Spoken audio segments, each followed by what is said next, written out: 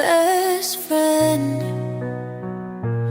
for our happiness and a more meaningful life. Best Friend, for happiness and a more meaningful life. A novel. Author, Mohammed Mizan.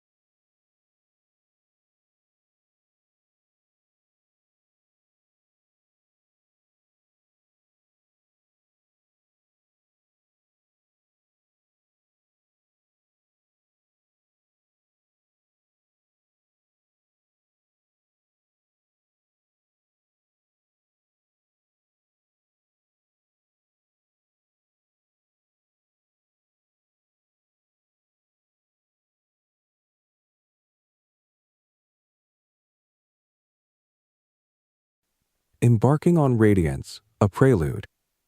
This poem titled Embarking on a Journey of Radiance is the heart of this book's preface.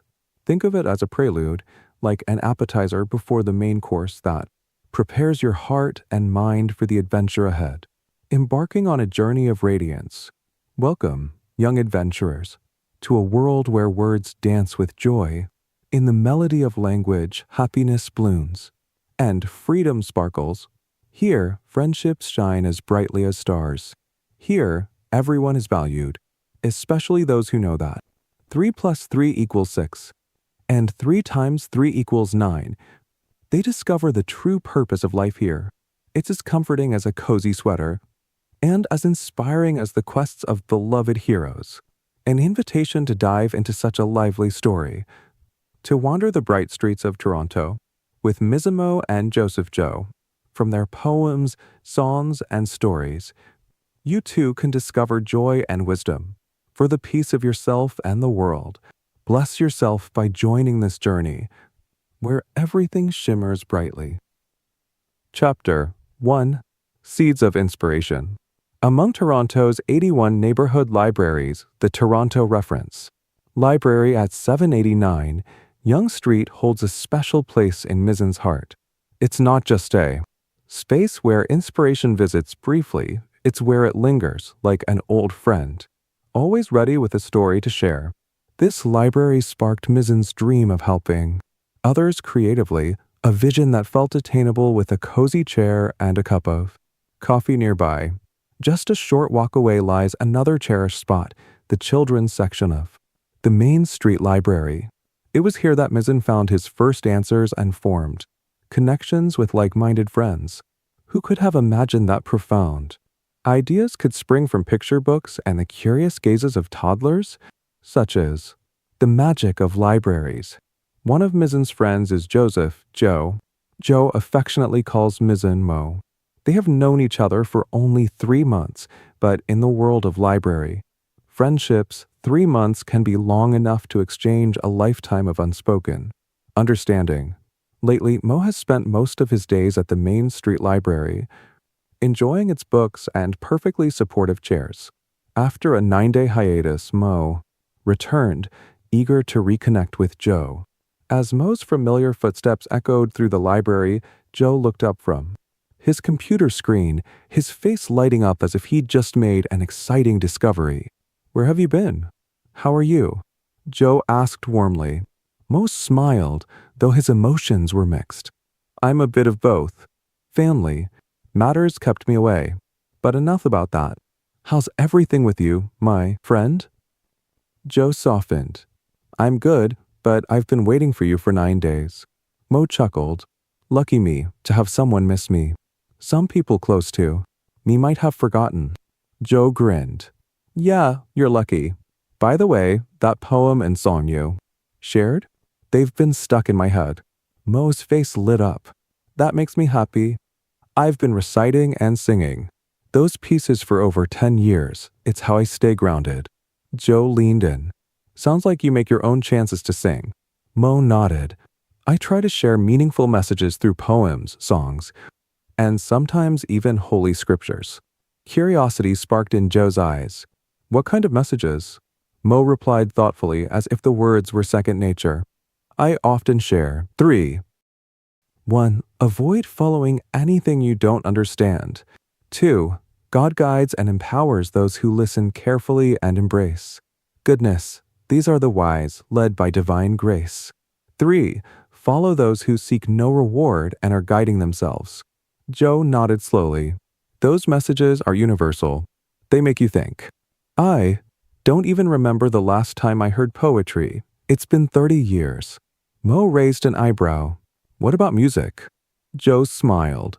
I listen to music daily, but those words you shared, they hit. Deeper. Encouraged, Mo set down his backpack, leaned his guitar against the table, and pulled out a chair. Would you mind if I recite that poem and sing the song again? Joe's face brightened. You'd make my day. Mo cleared his throat, a soft joy filling him. You know, reciting these pieces soothes my heart. I love sharing them with others. He began. The dust of our hearts. Air is full of dust. Dust piles up in every corner, affecting our hearts and thoughts. Whenever anything is not cleaned up, only for a couple of days or even less than that, we can clearly see how this dust always piles up. There is too much propaganda everywhere. Some of this propaganda is like dust in our hearts, while some propaganda may cleanse our hearts. If we do not cleanse the dust from our hearts, then our hearts gradually lose their power to determine the difference between what is right and what is wrong. Good literature and philosophical musings cleanse our hearts and make them stronger for our happiness and a more meaningful life. Mo ended with a gentle smile. For our happiness and a more meaningful life. Joe leaned back, visibly moved. Your words touched my heart and made me think, why isn't climate change taken more seriously? It's as urgent as life and death, just like the recurring financial crises we face every few years. Mo nodded. That's why I've been performing my poetry and songs in public on street corners, outside churches, subway stations, anywhere people will listen. Joe raised an eyebrow. Are you serious? Mo smiled. Yes. Through music and poetry, I share ideas about overcoming personal and societal challenges peacefully. My lyrics express that these struggles can be resolved without conflict or deprivation. Joe leaned forward. Who wrote that poem? Mo grinned. His name is Mohammed Mizan. Joe's curiosity deepened. Do you know him? Mo laughed. I know him well. He's been sharing his work since 1992 and joined the Toronto Writers Co-op in 2016. He also performs at literary events around Toronto. Joe nodded, intrigued. Interesting. Mo added with a wink. Before COVID-19, he co-hosted the M&M Literary Show. Now, he's performing in New York City's Washington Square Park and subway stations. He plans to travel the world, spreading his message through writing, seminars, workshops, lectures, and street performances, what he calls his climate show. Joe smiled. One song, one poem, and one performance at a time. I like that. Chapter 2. Reflections. As their conversation continued, Joe's curiosity about poetry deepened. Have you heard poems by other poets? He asked Mo. Mo nodded with a smile. I have. I listened to works by Jalal al-Din Rumi, Rabindranath Tagore, Kazi Nazrul, William Shakespeare, Dwijendralal Ray, Charles Baudelaire, Ahmed Sofa, Jeevananda Das, Jasimuddin, Rajnikanta Sen, Michael Madhusudan, Emily Dickinson, Percy Shelley, Alexander Pushkin, and others almost every day. This is the first time I've heard you mention poets other than Rumi, Shakespeare, Shelley, and Pushkin. But the dust of our hearts got me into poetry, Joe said. Do you know any other poems by this poet? Mo's eyes lit up. I do. Here's one close to my heart. It's called Mother. Mother. A mother's love, a bright light. From her womb, our hearts ignite. She cradles life with tender hands. a fortress strong where love expands, and yet another mother reigns, with forests deep and fertile plains. Mother Earth, both wise and vast, is the keeper of our future and past. Each mother gives what none can replace, nurturing care, a warm embrace.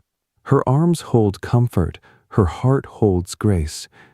Two sacred bonds we cannot erase. But Mother Earth bears heavy scars, from reckless hands and greed's cruel bars. Her rivers weep, her forests fade, and her soul cries out for the help delayed.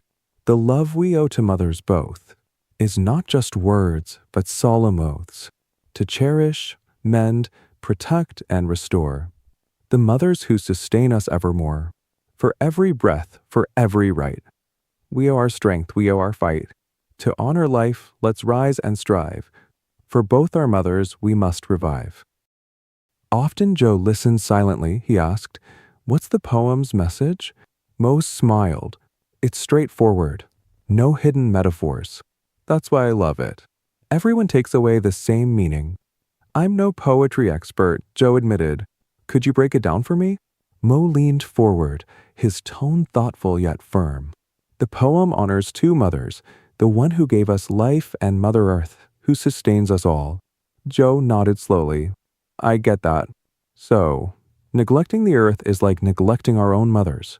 "Exactly," Mo said, his voice brimming with conviction. "Both have nurtured us selflessly, and we owe them care and protection." The poem reminds us to address the harm they endure, whether from negligence, unfair treatment, or outright harm. Joe sighed, a flicker of frustration crossing his face. It's a beautiful idea, but people like us, just trying to get by, don't always have the luxury of thinking about fairness or kindness. Debt and survival come first. Mo's expression softened. "I get it. Life can feel brutally unfair. Maybe that's why poems like this exist, to remind us what's worth fighting for, even when it seems impossible." Joe leaned back, gazing at the ceiling. "Do you think anyone in power would take this seriously? Can poetry really make a difference?" Mo's smile returned. "Some might dismiss it, sure, but others, those who truly listen, might be inspired to act. Change often starts small, with a single seed of thought." Joe rubbed his chin, considering this. "Your words and the poem's message touch me. But let's face it, our systems, whether education, taxes, or politics, don't seem to value compassion or fairness." Mo nodded, a hint of sadness in his voice. "That's true. Our education system focuses on teaching technical skills, but neglects empathy and understanding. People grow up knowing how to solve equations, but not how to care for each other or the world. It's heartbreaking." Joe's eyes softened. "It's no wonder there are so many homeless or broken. The system doesn't just fail us, it forgets we're human. Anyway, without seeing you these past 9 days, I felt like it had been 9 years or more. I don't have your email or phone number, so I kept getting angry with myself." Mo replied joyfully, "I don't usually use my phone, but I do check my email. I prefer emails no longer than 19 words, quick to read and reply to. Whatever the situation, anger is not something we should allow under any circumstances." Joe took a deep breath and said, "Does anyone choose to invite anger into their life?" "Exactly," Mo said, his voice resolute. "That's why poetry matters. It reconnects us to our humanity and reminds us of what's truly important. It's a way to heal, even if only in small steps. Here, let me recite a short poem about anger. Anger forbidden. When anger takes root for any reason, joyful moments fade like a fleeting season. The heart, once light, grows heavy with pain. And peace is lost, though nothing is gained. A victory is achieved, yet the spirit feels small. A battle won, but the soul takes the fall. Perhaps this is why, with wisdom unhidden, the Creator declared anger forbidden." Joe looked out the window, his face pensive. "Do you know more poems like this?" "Plenty," Mo replied with a chuckle. "I'd love to share them. But for now, why not take a breather? Some fresh air might do good." Joe stood, stretching. "Thanks, Mo. I'll be back in a few minutes." Mo smiled warmly. "Take your time, my friend." Chapter 3. Awareness. As usual, Joe returned in 5 minutes and settled into the chair next to Mo, who was reclining as though auditioning for the role of the world's most relaxed human. Mo leaned forward with a sly grin and cleared his throat. "Ready, Joe?" Joe perked up, eager as a kid spotting the dessert table. "I'm dying to hear the next poem." "Let's go." Mo, ever the drama enthusiast, gave a mock-serious nod before lowering his voice to a hushed tone, careful not to disturb the peace-loving coffee shop patrons. Source of knowledge.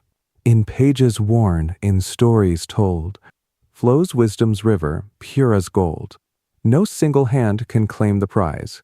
Knowledge blooms beneath countless skies. We seek the roots of nature's plan, the stars, the seas, the heart of man. Each truth we grasp reveals still more, a path that opens endless doors. Yet even as we soar and climb, shadows linger, lost in time. Science divine may light the way, but still we falter, led astray. The past, though rich, has cost us dear. A world divided, steeped in fear. Injustice spreads and wars arise. While we avert our desperate eyes, now the hour has come to choose. To heal, to learn, and not to lose. For knowledge, though vast, will not suffice. If we ignore the call for sacrifice, at a crossroads humanity stands, with wisdom waiting in our hands. To save our world, we must unite. For peace, for justice, for what is right. Joe listened intently, his eyes closed as though the words were a fine symphony. When Mo finished, Joe opened his eyes and sat up straight, his expression firmly in place. "If you don't mind, Mo, I'd love to hear your thoughts on that." My captive audience," Mo quipped, clasping his hands together. "This poem, my friend, is a wake-up call. It reminds us that knowledge is not a luxury for a select few, but a collective treasure." Joe nodded with the exaggerated enthusiasm of a student hoping to impress the teacher. And through history and science, we unravel mysteries about nature, the universe, ourselves. It's like we're all detectives on a cosmic case. "Exactly," Mo exclaimed, gesturing grandly enough to attract a couple of curious glances. "But here's the catch. Knowledge is a divine gift, and treating it carelessly is like leaving your birthday present out in the rain." Joe chuckled. "And the consequences aren't pretty. Despite our fancy gadgets and breakthroughs, we're still wrestling with old demons, wars, injustice, and, worst of all, overpriced coffee." Mo leaned back, laughing. "Spot on. The poem's message is clear. We're at a crossroads. Either we collaborate to build a better world, or we'll star in a dystopian drama no one wants to watch." Joe nodded solemnly. "It's a call to unity. A reminder that we've got to get our act together before the curtain falls on humanity's show." "Let's hope the people in charge understand that as well as we do," Mo said, then grinned.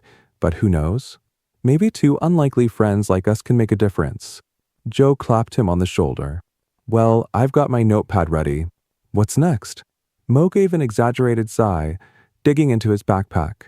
"All right, poetry connoisseur, here comes another masterpiece." He winked and began reciting with a flourish. "The quest for peace. In the dance of learning, we take our stand. To grasp the world, make it understand. To seek, to know, to pierce the veil. And chart a course where dreams prevail. Yet chaos whispers in the night. Despite the glow of knowledge as light, with a steady hand, Mizan writes, to free us from our endless fights. Injustice reigns, pain fills the skies. War's cruel shadow, veiled in lies. The fabric torn by human greed. A world in sorrow, caught in need. But hope is born where hearts unite. In every soul a spark ignites. To build a world where all are free. Where peace is not just fantasy. So read these words with an open mind. Embrace the truth and let hearts arise. For in our hearts the power lies. To lift the world and change the skies. Joe's eyebrows shot up. Wow, heavy stuff. What's the core idea here? Mo rubbed his chin thoughtfully, as though posing for a wise thinker's portrait. It's about finding peace through understanding and action. Despite the chaos around us, knowledge gives us the tools to navigate and shape a just society. Got it, Joe said. It's calling us to read, learn, and not just sit on the sidelines. Exactly, Mo said. The poem pushes us to confront deception, embrace simplicity, and actively create a world where everyone can thrive. It's like an open invitation to the best kind of revolution. Joe grinned. These poems, Mo, they're like little sparks of wisdom. They're inspiring me to do more. Mo pulled another set of pages from his bag. Well, Mr. Inspired, you're in luck. I've got more where that came from. Joe leaned in, his curiosity uncontainable. You're prepared, aren't you? Mo shrugged with a sheepish grin. What can I say? Mohammed Mizan's work is worth sharing. Ready for the next one? Joe's answer came with a smile wide enough to make the coffee shop's fluorescent lighting seem dim. Absolutely. Chapter 4. Discovery. Mo swiftly rose, unzipped his backpack, and rummaged around inside as if hunting for treasure. After a moment, he retrieved a stack of papers and settled back in his chair. Got them all, he said, grinning from ear to ear. Awesome. The joy of practicing literacy, Mo added, eyes twinkling. Shall I read, or would you like to, Joe? Joe eased into his chair, a playful smile tugging at his lips. I'll relax and listen if you don't mind. All right, starting with the latest or last month's works? Mo asked, raising an eyebrow. Let's go with the newest one, Joe replied warmly. Mo hesitated. Do you want just the poems or the whole text? It's a couple more lines if I read it all. Joe leaned back, resting his head against the chair. You're asking a lot of questions for someone who doesn't want to be a detective. Mo burst out laughing. Fair enough. All right, the whole thing it is. He cleared his throat and began reading aloud. At the Toronto Writers Co-op Workshop on April 21st, 2024, Mohammed Mizan presented excerpts from his Bangla poems, translated with the help of AI seeking feedback. He shared the first paragraph of each Bangla poem and expressed gratitude for any valuable input. The title of this first poem is, Let Your Inner Beauty Show. Beauty's fleeting like the morning dew, a fragile shimmer fading from view, but deeper truths endure and shine.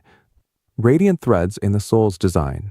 Within you lies a sacred glow, a quiet strength the world should know, not measured by mirrors or fleeting trends, but by the light your spirit sends, your quirks, your scars, your honest grace. Paint the masterpiece of your embrace. It's not the shell, but what's within, where authenticity begins. Like a beacon, your essence flows, guiding heart wherever it goes. So wear your truth, let courage grow, and let your inner beauty show. Joe straightened in his chair as Mo finished, his expression reflecting deep thought. That recital was beautiful, Mo. How many poems are in this presentation? 11 in total, Mo replied. Still 10 left to read. Joe smiled, teasing. You sure you're not going to fall asleep before the end of this marathon? Mo chuckled. Hey, I'm not that bad. I promise to keep you entertained.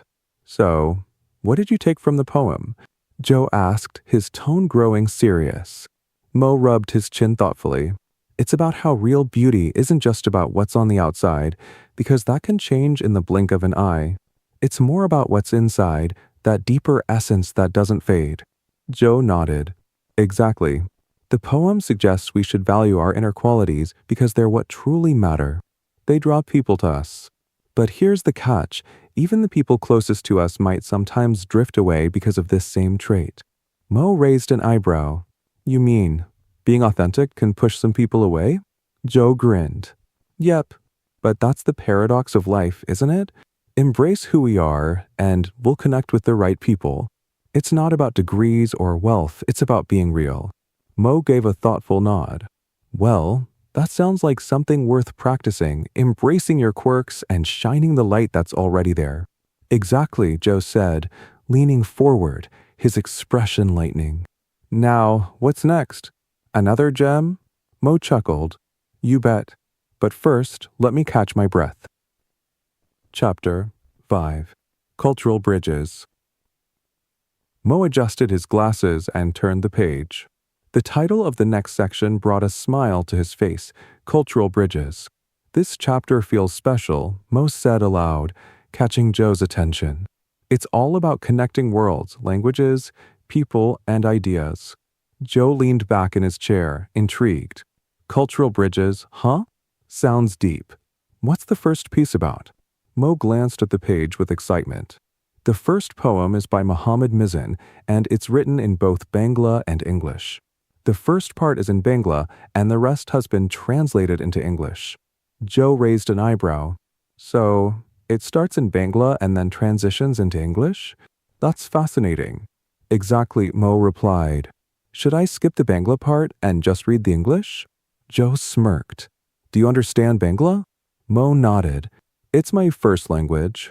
Well then, let's hear the Bangla version. I love hearing it. And maybe I'll figure out why he decided to start with Bangla. With a smile, Mo cleared his throat and began reading the first paragraph of the poem titled Arthik Swadanata. Arthik Swadanata na ek jader. Khan Swadanata nei je tater. Yugaba padoti mate namesh. T gmr upper bidi kore. Adi kitchis sodio tuli dort. Sachedan samaj ojadi garod. After finishing, Mo looked up. Now I'll read the translation, titled Economic Independence. Joe chuckled. The Bangla sounds so sweet, even though I don't understand it. I feel like there's a message in the rhythm. Mo smiled. You're right. Let me finish reading the English version, and then you'll get the full picture. Go ahead, Joe urged. Before you do, could you show me what those Bangla letters look like? I want to take a closer look. Mo lifted the paper and pointed to the Bangla script. These are the letters. I'll translate them for you in a minute.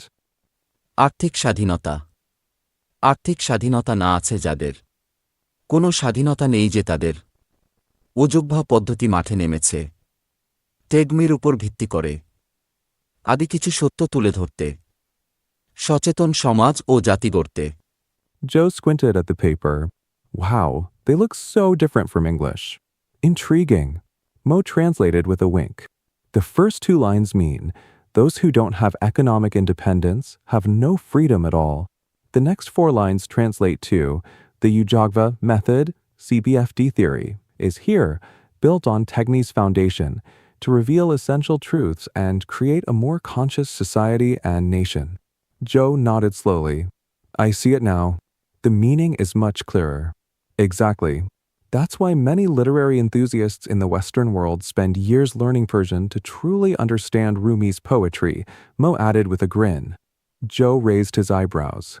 So, poetry isn't just about the words. It's about the deeper meanings too.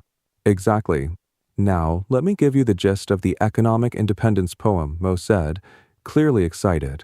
It speaks to the need for fiscal freedom and societal equity.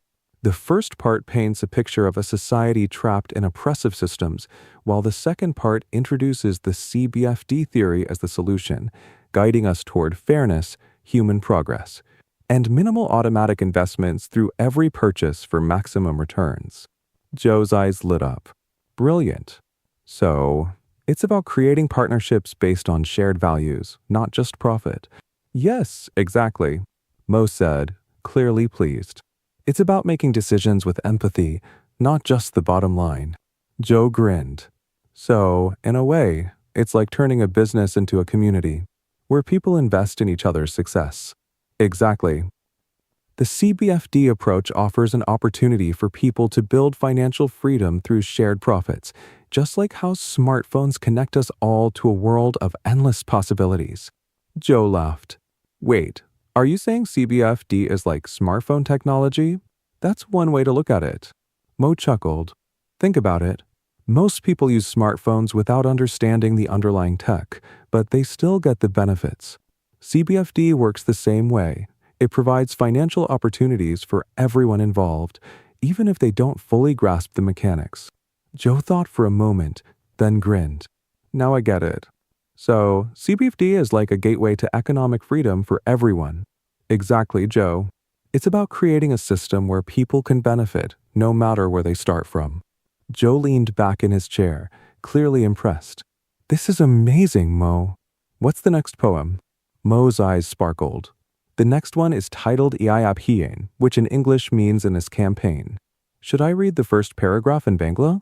Joe gave him a thumbs up. Please do. Mo took a deep breath and began reciting the Bangla version with a smile. Iayap Hien. Ai jodo sumona sodiabadi. Nirbika nibarita manabadabadi. Dritashut ai purashanari. Nirvashesh dharma barna. Vanigariba anastika. Sakaliai thekabe iayap hien. Jodo jarajerna viadagrastha. Samaj a jadader benjgat. Joe listened intently. That has such a rhythm to it. Can you show me the Bangla letters again? I want to take another look. Mo moved the paper closer to Joe and pointed out the letters with his fingers. এই অভিযানে আর যত সমমনা সত্যবাদী নির্ভীক নিবেদিত মানবতাবাদী দ্রুত ছুটে আয় পুরুষ ও নারী নির্বিশেষে ধর্ম বর্ণ ধনী গরিব ও নাস্তিক সকলেই থাকবে এই অভিযানে যত জরাজীর্ণ ব্যাধিগ্রস্ত সমাজ ও জাতি As Mo concluded the recitation, Joe inquired, "Can you translate it line by line?" Mo translated the lines for Joe. The first 4 lines mean, "Come forward, all who are truthful, brave, and devoted to humanity. Come quickly, men and women alike, from every background, be it faith, caste, wealth, or even those who don't believe in anything." The last 3 lines say, "Everyone will join in this mission to revive the worn and broken societies and nations." Joe leaned back in his chair, his eyes wide. Wow, it sounds like a rallying cry, a call for a revolution. You're spot on, Mo said, smiling. It's a call for global unity and action. Shall I continue with the rest of the poem? Joe nodded eagerly. Absolutely. I'm hooked. Chapter 6. In this campaign. Mo, with a glint of mischief in his eyes, began to recite the poem, a subtle smile playing on his lips. In this campaign, come forth, seekers, bold and true, with hearts of fire and skies of blue. Lift your voices, woman and man. Beyond the walls of creed and clan, rise together, take a stand, to heal this broken, weary land. Injustice thrives where shadows reign, where greed and power leave their stain. But bravely we march through darkest night, with justice's flame, our guiding light, unity's banner, high and strong, a song of hope where we belong, to save the soul of this great land. We'll build a fortress, hand in hand, against the tides of hate and fear. We'll fight for all we hold so dear. No business cloaked in faith's disguise, no lies to blind the people's eyes. Blockades fall, corruption fades, when truth emerges from the shade. So join this quest, this sacred fight, for love and peace, for what is right. Together we'll ignite the flame, and bring new hope to this campaign. After finishing, Mo paused dramatically and said, "That's all for now." Joe, clearly caught off guard by the sudden halt, blinked.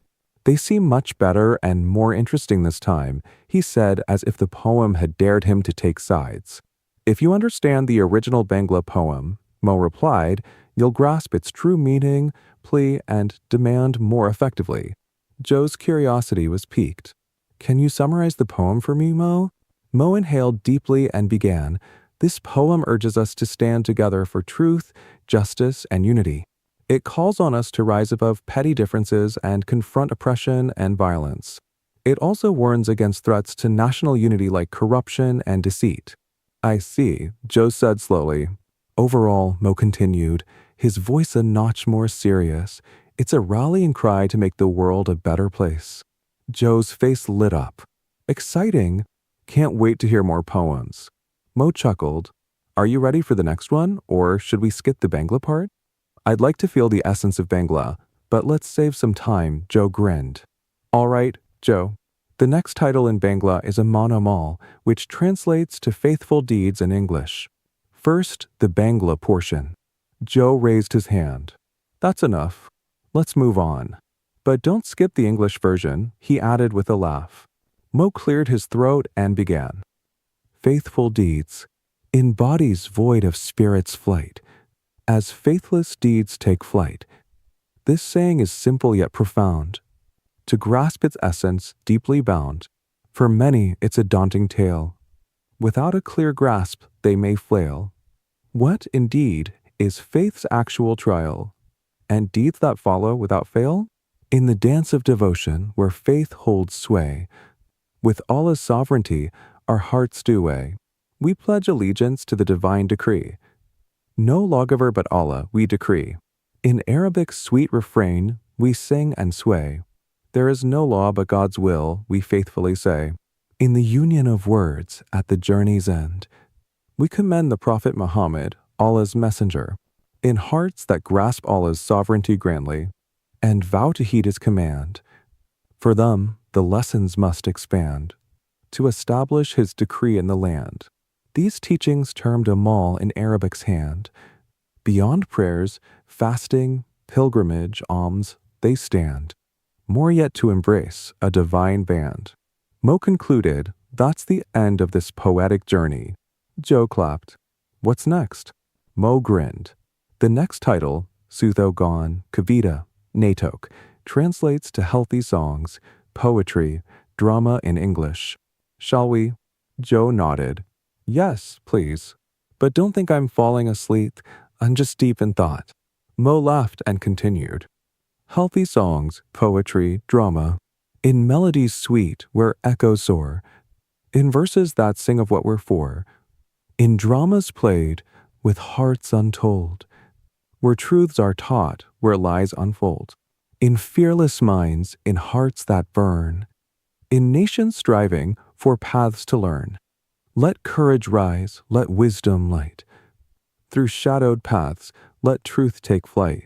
Yet, in the withered fields of fading hue, where dreams decay and hopes untrue, songs, poems, once a mighty voice, are now drowned beneath greed's cruel choice, where wisdom's heirs, in cultured grace, become mere tools in a darkened place, a hollow dance, a broken rhyme, lost in profit, the waste of time, in fragile verse and fleeting song, where ideals once stood, now all but gone, cheapened words, discarded light.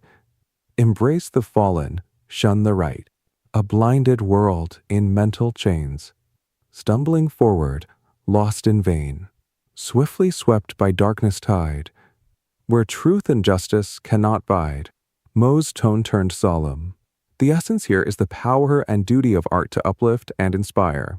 It cautions against the corruption of art by greed and indifference, highlighting the need for true bravery and honesty. Joe nodded thoughtfully. Art should guide us toward enlightenment and progress, not decay our morals nor erode the essence of our minds. Mo smiled, touched by the sincerity in Joe's words. Well said. Are you ready for the next one? Joe leaned forward eagerly. Absolutely. Let's keep going. Chapter 7. Revelation. Mo's smile widened as he declared, the next poem is my favorite. Joe, bouncing in his seat like a child awaiting dessert, exclaimed, Why wait? Tell me now. Mo leaned back theatrically, savoring the moment, and began reading the lines in Bangla, his voice playfully lilting. At Hunikata, Maine. At Hunikata Gadashil and Hader Porapanthi. At Hunikata, Maine Ashley Lodanoy. At Hunikata, Maine Osar Gulponoy. At Hunikate Hujak Gujverse Than Nai. At Hunikata, Maine Sodik Manandond. Jakai Vichai Tara. Kono Kichui Greyhan Kordanai.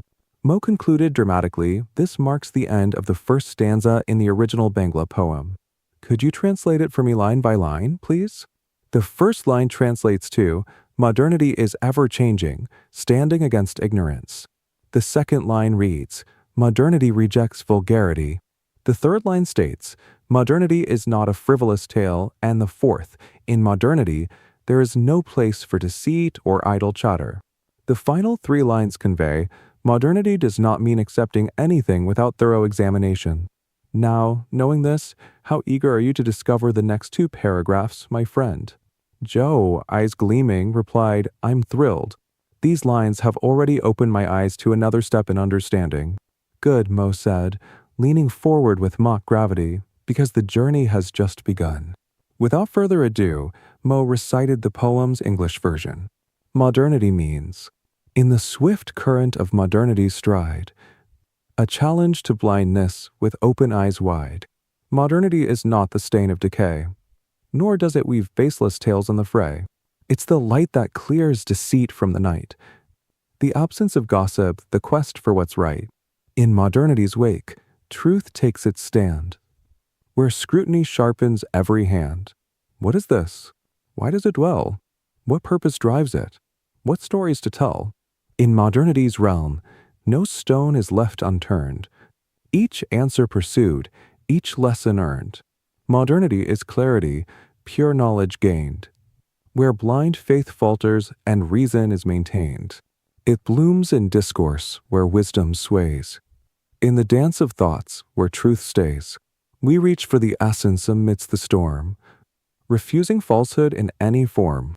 Modernity calls not to deceit's embrace, nor to injustice's cold, cruel trace, but to the haven of sincere intent, where truth and virtue are fervently sent.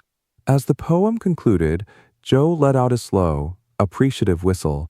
"That's profound," he said, almost reverently, before quickly adding with a grin, "I mean, it's no cat video, but it's pretty good." Mo laughed. "High praise, indeed."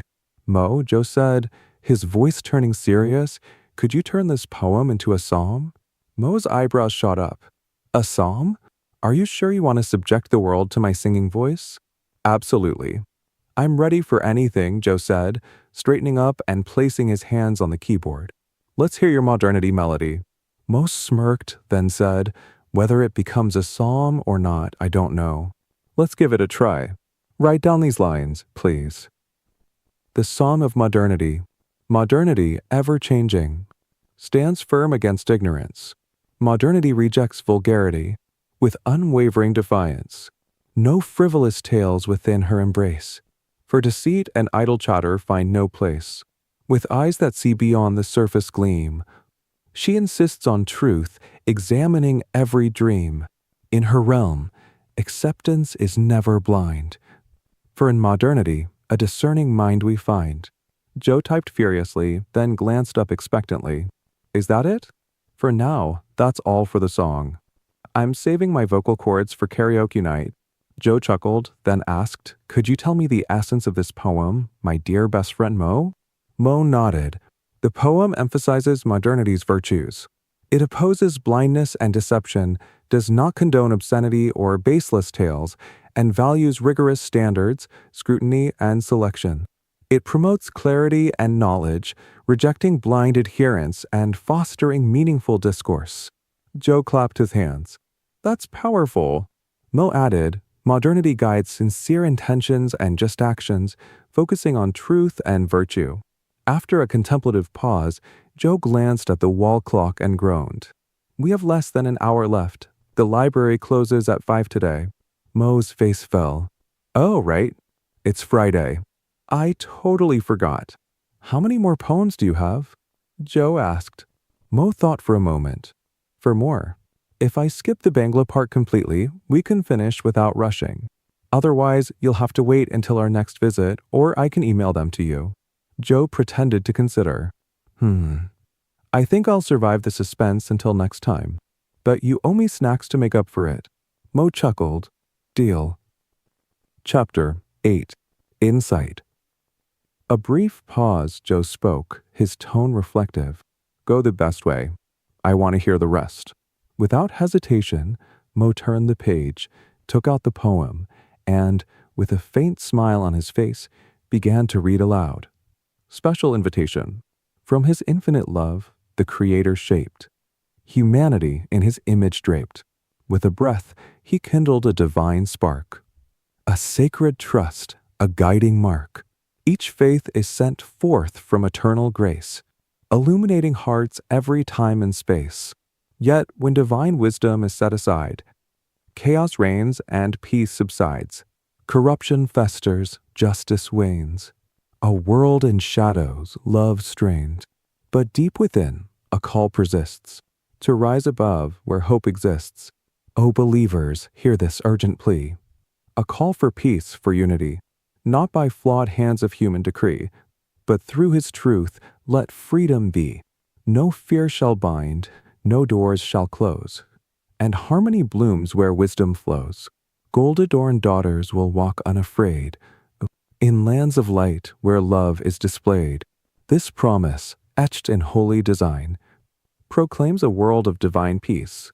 Reject the darkness, embrace the light. Under his banner, make wrongs right.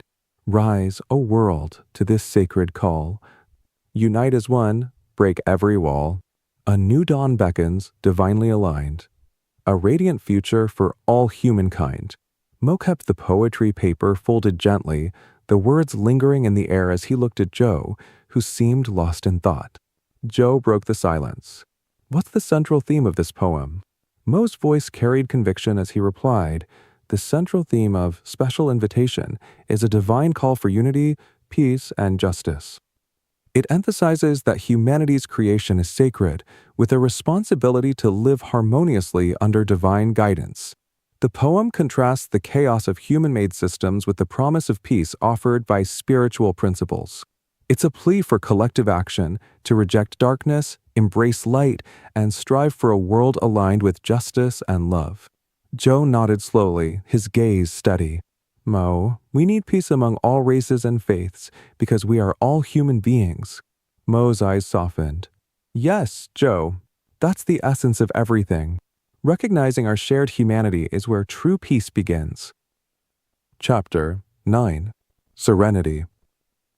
Mo, looking relaxed and energized, asked, "Are you ready for more poems, my friend?" Joe smiled, his expression thoughtful. I'm always ready for simple, meaningful poems that weave into our daily lives.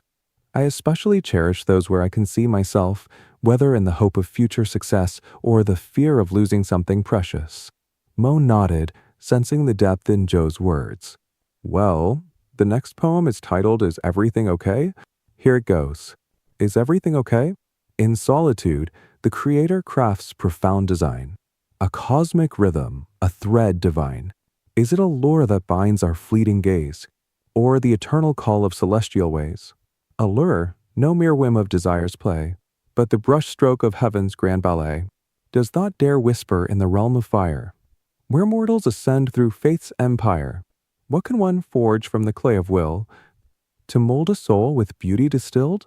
A steadfast believer, unyielding and true, carving light from shadows, pure as dew. Among the seekers, bold and free, who heed the echoes of eternity.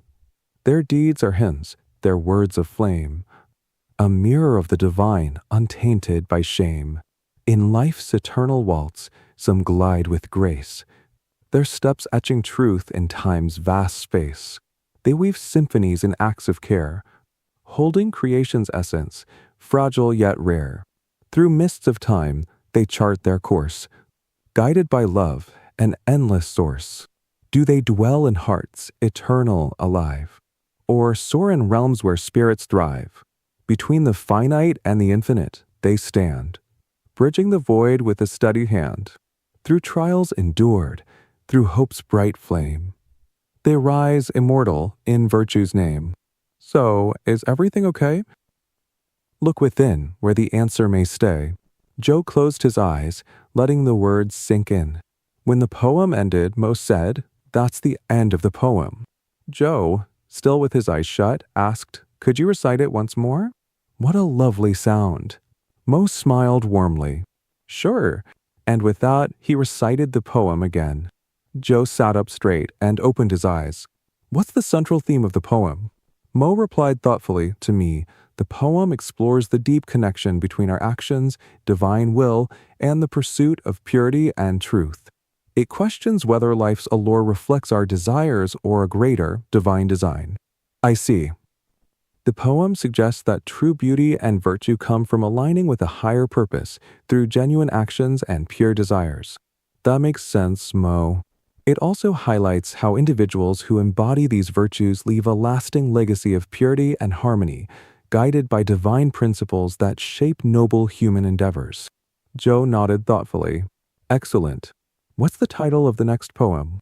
Mo looked up, his excitement to share the next poem clear in his eyes. The next poem is titled Noten Praga, which means new wisdom in English. Joe raised an eyebrow. Do you need a break, or are you good to go? Mo took a deep breath. I'm fine. Let's continue. Then he began reciting the next poem. New wisdom. Once in Palestine's vibrant hue, Eid's festival danced its joy anew. Now sorrow's canvas, shaded and deep, holds colors of anguish that quietly weep. What celebration lives where tears abide? Where happiness fades, death signs denied. In longing hearts, Eid's glow falters, bound by grief that never alters. Yet, within the cracks of sorrow's art, a seed is sown, a resilient heart.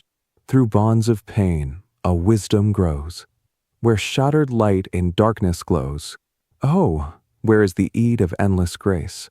That carries no shadow, no bitter trace?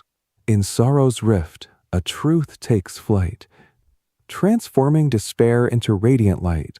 We, the hopeful, through sorrow's bloom, craft new wisdom to dispel the gloom. Eid, now etched in resilience's name, shines with a brilliance no loss can tame. Joe sat quietly for a moment, digesting the emotion in the words. What's the central message of the poem? He asked.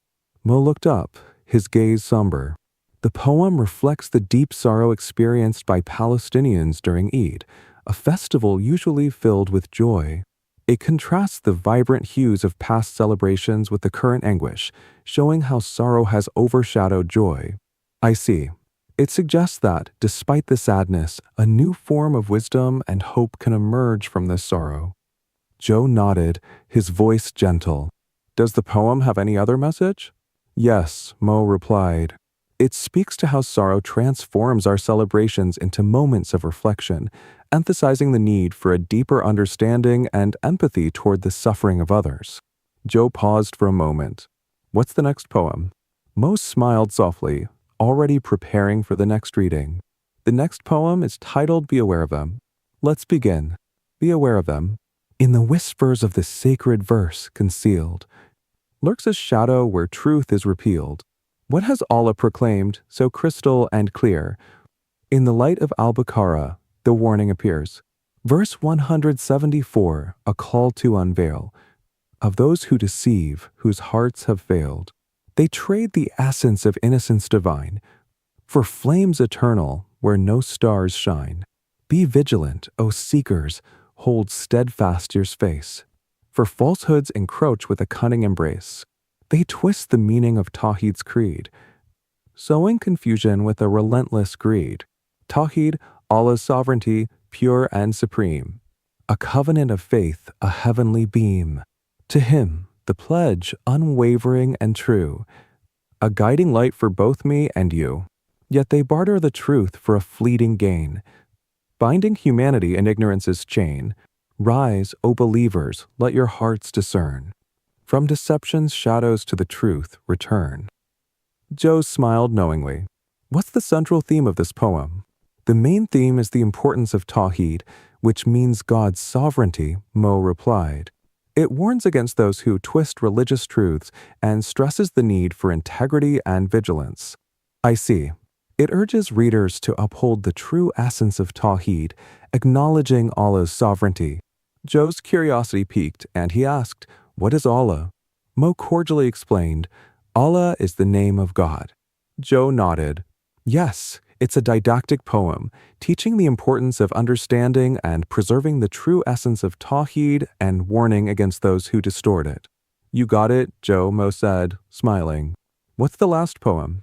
Joe asked eagerly. Mo looked at Joe with a playful grin. The last poem is titled Material Wealth, Spiritual Poverty. Joe raised his hand.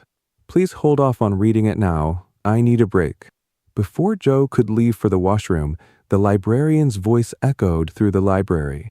The library will close in 15 minutes and the children's section in 10 minutes. Chapter 10. Reflections on Wealth and Morality. Joe returned from the washroom, his footsteps light but purposeful. He paused before sitting down, shutting his laptop and stowing his backpack. With a knowing look at Mo, he said, Go ahead, Mo. The floor is yours. Mo smiled before speaking, his voice calm but resonant. This is the final poem I'll share with you. It was originally written in English and is called Material Wealth, Spiritual Poverty. Material wealth, spiritual poverty. In an age of insatiable thirst for gold, where empires rise and fleeting dreams unfold, we parade through a world of glittering sheen. Yet beneath it all, debt whispers unseen. In cities bright, where wealth's light gleams, the soul grows weary and the spirit screams. We lose ourselves in the fevered race, caught between hollow triumphs and divine grace. For all our strides, what's truly awry is the wealth of hearts we fail to fortify. We worship idols, their brilliance blinding, while the warmth within us slowly unwinding.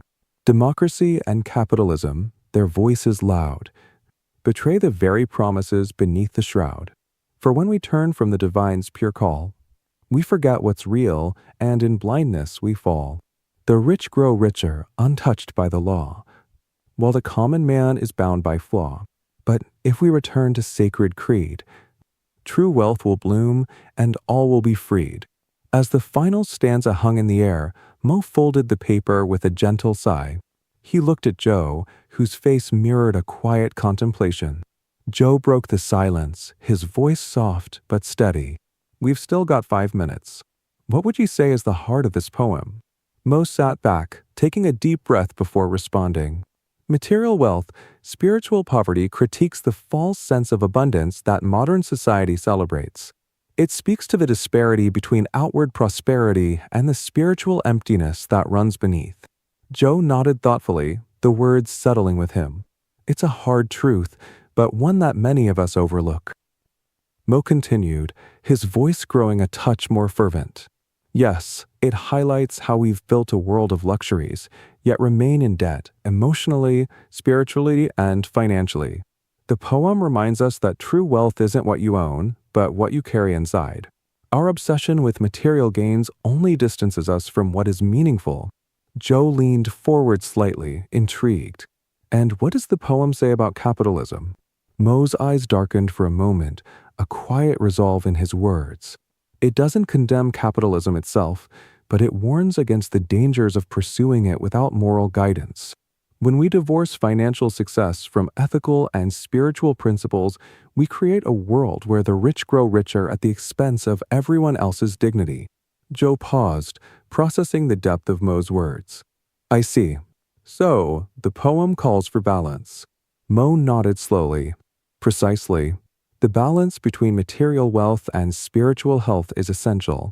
When we align our material pursuits with a higher purpose, then true prosperity can flourish, not just for a few, but for all. The weight of the conversation hung between them. Joe, sensing the emotional charge, shifted in his seat. He glanced at the clock, breaking the tension. Mo, I've been meaning to ask, do you still sing that song about climate change? Mo's face lit up, a smile spreading across his features. Oh, yes, I've sung that song more times than I can count. Let's go outside, shall we? The weather is perfect today, and I'd love to sing it for you. Joe rose from his chair, eager to hear the song. I'm all in. Let's go. The two of them stepped outside, the bright sunlight casting a warm glow over the courtyard as the last few library patrons trickled out. They found a quiet bench facing the clear, open sky. Mo stood tall, glancing around as if preparing for a performance. He cleared his throat with theatrical flair, then began, stamping his feet to the rhythm, his voice rising with passion. Climate change. The world is ruled by so many systems. Democracy is dominating at present. Wealth belongs to 1%. They don't care about climate change. Human dignity is under threat. Now Tegme has raised a flag. Without practice the CBFD system, the outcome will remain the same, or get even worse than this. Joe watched Mo, moved not only by the fervor of his friend's voice, but by the weight of the words. He'd heard this song before, but never with such clarity. As Mo finished the first and second stanzas, he looked at Joe, whose expression was one of quiet admiration. What do you think? Joe paused for a long moment, then smiled. That's exactly what we need to hear, Mo. More than ever.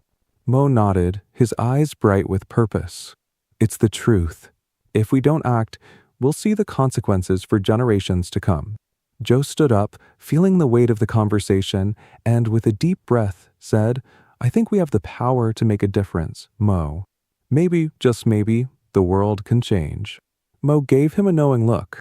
It starts with us, Joe. One small step at a time. As they walked back in front of the library, the golden light of the afternoon shimmered with possibilities, much like their conversation, which held the spark of potential for change. Chapter 11. Echoes of Society. As the opening notes of the song floated through the air, a hush descended upon the crowd.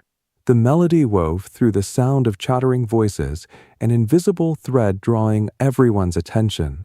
A couple in the distance exchanged a glance, their eyes lighting up with understanding. One of them whispered, a perfect reflection of today's world. It's like this system is being called out, and it's not happy about it. In front of the library, a homeless woman sat cross-legged beneath a large tree. She glanced up with a soft smile, the kind of smile that radiates from a place deep within, one that's familiar with the weight of the world. That's it, she said, her voice calm but certain. The truth spoken as if it were just a casual remark. So many of us carry this weight, yet none of us seem able to find the right words to express it. She paused, her gaze drifting toward the street. It all started back when I was in university. We worked hard, didn't we? But this debt, it's like a shadow that never leaves. No matter how hard you try, it's always there, hanging around.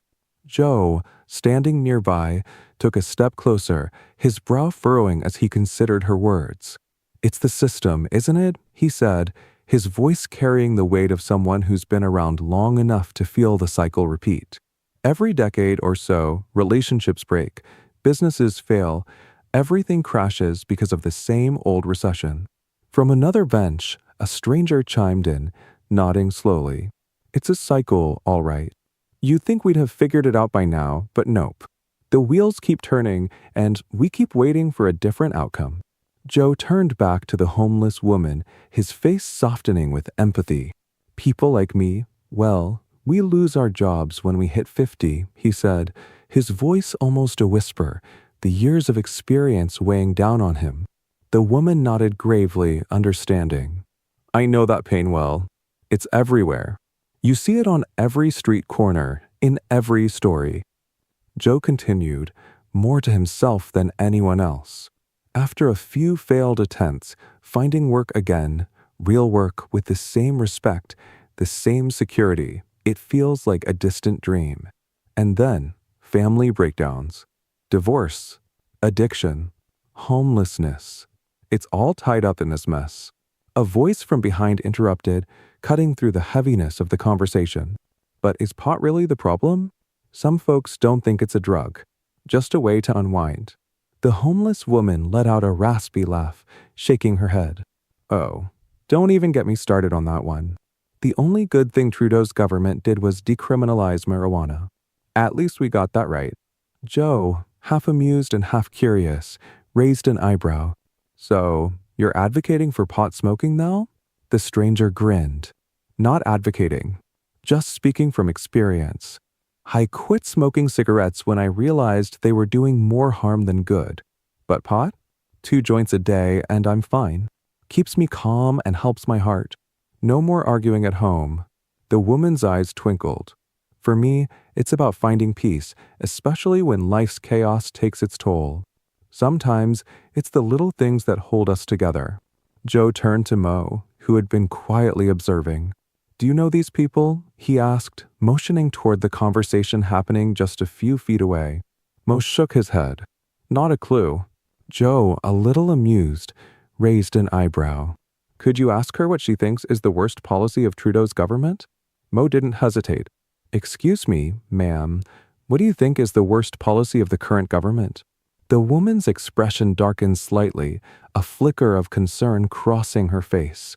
Assisted suicide, she said. It's a slippery slope. Today, it's about the right to die with dignity. But what happens next? Who's to say where it leads?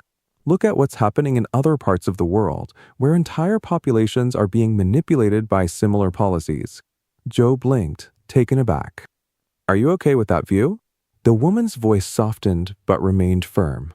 I'm not saying we should stop helping people in pain, but I worry about the road it could take us down. In India, over 10 million baby girls have been aborted since 1990 just because of gender preference. It's chilling, don't you think? Jo stood silent for a moment, absorbing the weight of her words. The city noise seemed to fade into the background as the gravity of her statement lingered in the air. Mo broke the stillness, his voice steady. The first part of the song touches on the struggles of society. We all feel it, the tension, the uncertainty. But there's hope in the second part. I believe it offers a solution that could benefit anyone, from the wealthiest to the most impoverished. It's called the CBFD theory. Jo raised an eyebrow, his interest piqued. CBFD? What's that? Mo smiled, leaning in a little. CBFD stands for Creative Balance for Development. It's a way to balance economic and social systems so that no one is left behind.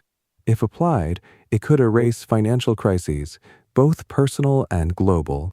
It's not some distant dream. It's something we can make happen right now. It's just about shifting our perspective.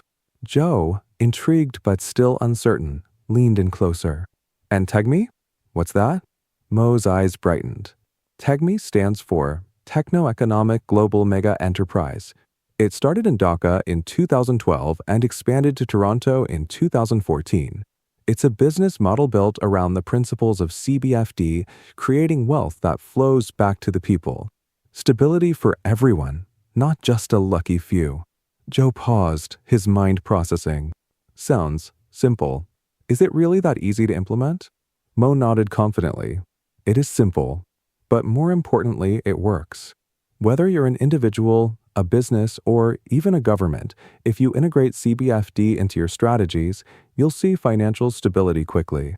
People who adopt it start noticing changes in just a week. Jo raised an eyebrow, skepticism mixed with curiosity. So why isn't it everywhere already? Mo chuckled softly. It's like any new idea. At first, it sounds too good to be true. But once we understand the mechanics behind it, it becomes part of our reality. Think about radio waves. Once, they were a mystery. Now, we use them every day without a second thought. Jo smiled slowly, his curiosity growing. All right, I think I get it now. Mo took a deep breath, ready to deliver the heart of the song. Let me sing you the last part. It's the essence of CBFD. He began, his voice warm and steady, carrying the words with a sense of purpose. CBFD theory verse. A core verse of the CBFD theory. Minimum 2.5%. Revenue goes to a contributed dividend. Workforce and its shareholders mostly enjoy the same amount. In order to regenerate, profit from our green business. Mo paused, his eyes meeting Jo's. Do you understand what that means? Jo hesitated, still processing the idea. Not entirely, but it sounds important. Mo smiled, his energy unwavering. It is. It's the future, and it's something we can all be a part of. I'm glad we're talking about it. Jo grinned, clearly intrigued. Well, this is one conversation I'm looking forward to continuing. But for now, I've got to run. Next time, I'd love to hear more. They shook hands warmly, the connection clear between them. As Jo walked south along Main Street, his thoughts lingered on the idea of change, how simple shift could alter the course of society. A smile tugged at the corner of his mouth. Maybe this time it would be different. Chapter 12. Personal Reflection. After Jo left, Mo lingered on the same bench outside the library, his mind swirling with the remnants of their conversation. He admired Jo's enthusiasm while contemplating the weight of the ideas they had shared. Slowly, an idea began to take shape, a book. A collection of the poems and psalms they had exchanged, woven with the essence of the creative balance for development, CBFD theory. For Mo, the book wasn't just a personal project, it was a movement. A call for open access and collaboration, free from the confines of copyright. It was meant to be shared and built upon a guide to balance and unity, offering humanity a path towards sustainable and equitable progress. Jo's sudden return caught Mo off guard. His footsteps were quick and light, propelled by excitement. Laughing, Joe called out, "The man wasn't there, so I came back to wrap my head around the CBFD theory. Maybe I'll be enjoying financial freedom in a week, right?" Mo smiled, his voice tinged with quiet humility. "A wise choice, Joe. Though I cherish solitude, there's something magnetic about engaging with a kindred spirit." Joe grinned, the energy between them palpable. "There's something about humanist ideas, right? They stir something deep, spark courage we didn't know we had." "Exactly," Mo replied thoughtfully. After a pause, Joe ventured, "Can I ask you something that's been on my mind?" "Of course, go ahead." "Who is Mohammed Mizan? The one whose verses you quote so passionately. Could it be you?" Mo hesitated, then smiled, a faint blush coloring his features. "Yes, it's me," he admitted, the words both freeing and uncomfortable. "But I prefer not to make too much of it.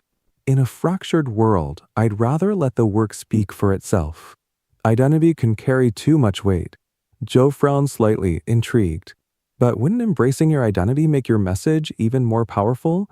Your voice, your name, it could amplify everything." Mo's gaze grew distant. "Perhaps.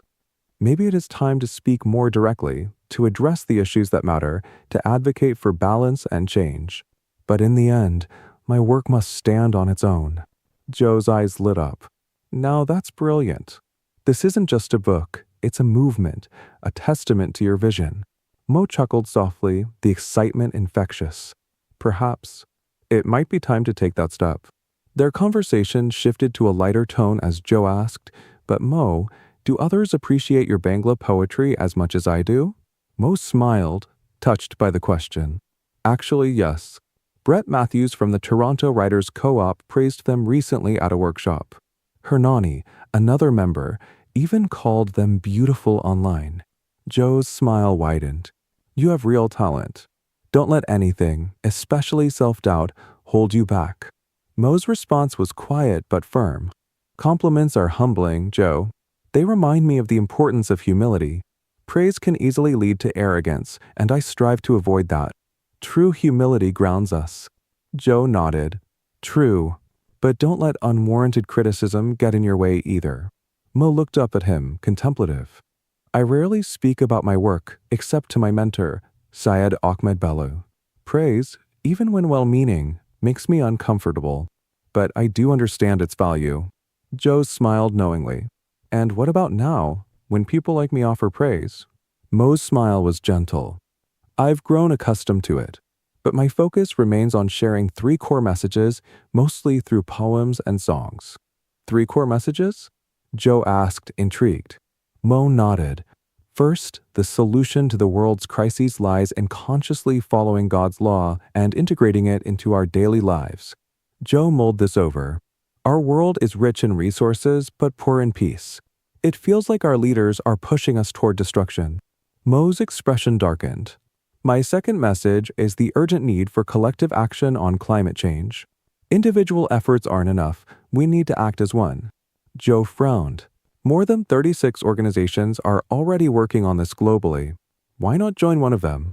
"That's a good question," Mo said. "But this issue requires a unified platform, one that demands commitment from all of us, not just a few." Joe, sensing Mo's deep conviction, asked, "And do you practice what you preach?" "Yes, I do," Mo answered quietly. "I stopped driving in 2012 and gave up my driver's license in 2014. 2 of my poems on this topic were published in Voices in 2019 and 2020. I also perform the climate show whenever I can." Joe's eyes lit up.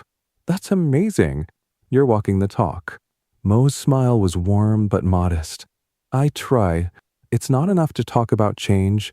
We must embody it." Joe leaned in, eager. "Do you have a poem that captures this?" Mo's face softened. "I do. It's one of my most personal pieces, capturing my journey as a climate activist." Chapter 13. The Weight of Small Choices. Mo's voice carried a calm yet impassioned tone as he began reciting the poem, each word reflecting the quiet struggles and hopes that had shaped his journey. "My youngest daughter. I have given different excuses. To my wife, Mela, in the last 4.5 years, whenever she requested me, to get my driver's license again, Last night before I went to bed, my youngest daughter, Monty, asked me, Abu asterisk, will we finally buy a family car and have an air conditioner for our house? Softly, I told her, Monty, we have to wait a bit longer. Unfortunately, hydrogen vehicles are not yet available in Toronto. When we have renewable energy, I can buy an air conditioner. Then we will not feel guilty, because we would not be polluting the air. For our pleasure and comfort. My 8-year-old understood what I meant. She said, Abu, you're right. Then she gave me a big hug, kissed my cheek and forehead. Happily, I kissed her before I went to bed. Asterisk Abu means dad. As the last words of the poem lingered in the air, Mo's voice softened. In that moment, I realized how much our choices, small as they may seem, shape not only our lives, but the lives of those who come after us. A thoughtful silence followed. Joe, sitting across from him, broke it, his voice tinged with deep reflection. It feels like a narrative poem, Mo. But there's something more to it. It strikes a deeper chord. Mo's face brightened, a sense of fulfillment in his eyes. When this poem was published in Voices 2020, a Toronto writers' cooperative anthology, I was overwhelmed by how many people connected with it. Curious, Joe asked, do you have any other poems about climate change? Mo's eyes sparkled with enthusiasm. Yes. In fact, Voices 2019 published another one of my climate-related poems titled Icebergs Are Now Floating Away. Joe leaned forward eagerly. If you've memorized it, would you recite it for me? Mo smiled gently. My memory isn't as sharp as it used to be. You could give it a try, Joe encouraged. Mo cleared his throat and began, his voice steady, each word carrying the weight of truth. Icebergs are now floating away. The glacial ice of the North and South Poles has been forming for billions of years. In recent times, this glacial ice is melting. Faster than at any other time in history, there are huge carbon footprints left behind by many countries. Many of us are technologically advanced, but struggle to understand the severity of climate change. Many icebergs are now floating away from the North Pole. Here's the final warning facing our human race. The consequences for human and animal life are alarmingly threatening. If the glacial ice does not stop melting, most countries will sink, except for the highest mountain peaks. Thousands of mountains have recently been discovered underwater. Some of them are taller than Mount Everest. Who among us knows when and how? Another disaster might destroy our planet. As the poem ended, silence hung heavily between them. It was a silence pregnant with thought. Finally, Joe spoke, his voice slow, careful. Many understand climate change, but for those struggling just to survive, it's often not the priority. Mo nodded solemnly. Yes, Joe, but my message isn't just about climate change, it's about balance. True freedom, the kind that the CBFD theory advocates, can help us combat climate change. But this freedom can't be sustained without following a higher guidance. Without that, our progress will remain fleeting. Joe looked at Mo with a newfound respect, the weight of the conversation settling between them. Your words, they don't just inspire. They call for action. You're not just creating art, you're shaping a vision for the future. Mo smiled, a flicker of hope in his eyes. That's all I can ask for, Joe. One step at a time. One choice at a time. After reciting icebergs are now floating away, Mo paused and looked at Joe with a thoughtful expression. Climate change is just one part of the bigger picture, Joe. It all comes down to the systems we choose to live by and the guidance we follow. Joe leaned back, curious. What do you mean? Mo hesitated for a moment as if gathering his thoughts. Then he spoke with a steady voice, reciting another poem that seemed to encapsulate his beliefs. The miserable life of humanity. The life of an individual or a society becomes unbearable only when they reject the divine guidance given by the Creator, and instead accept the flawed systems created by humans. The inevitable consequences of this choice are injustice, oppression, unrest, tyranny, violence, bloodshed, and war. For this, the Creator is never to blame. This is the true beauty of divine guidance. Those who live their lives following the Creator's laws. will find peace even in this world, and they will be rewarded with eternal bliss in paradise. But those who disobey the Creator's laws will endure turmoil in this world and face the torment of hellfire in the hereafter. As Mo's voice trailed off, Joe sat in silence, visibly moved. Finally, he spoke, his voice deliberate. So you're saying our choices, whether individual or societal, determine not just the state of the planet, but also the quality of our lives?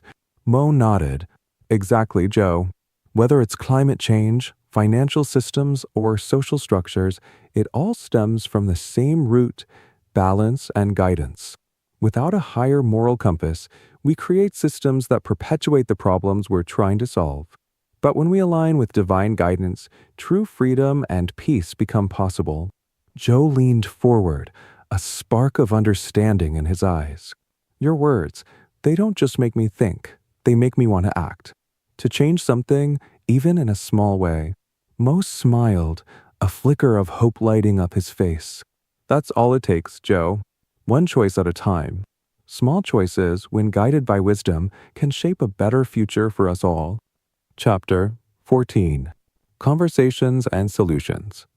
Joe leaned back in his chair, his gaze lost in the vast expanse of the horizon, as though searching for answers in its infinite stretch.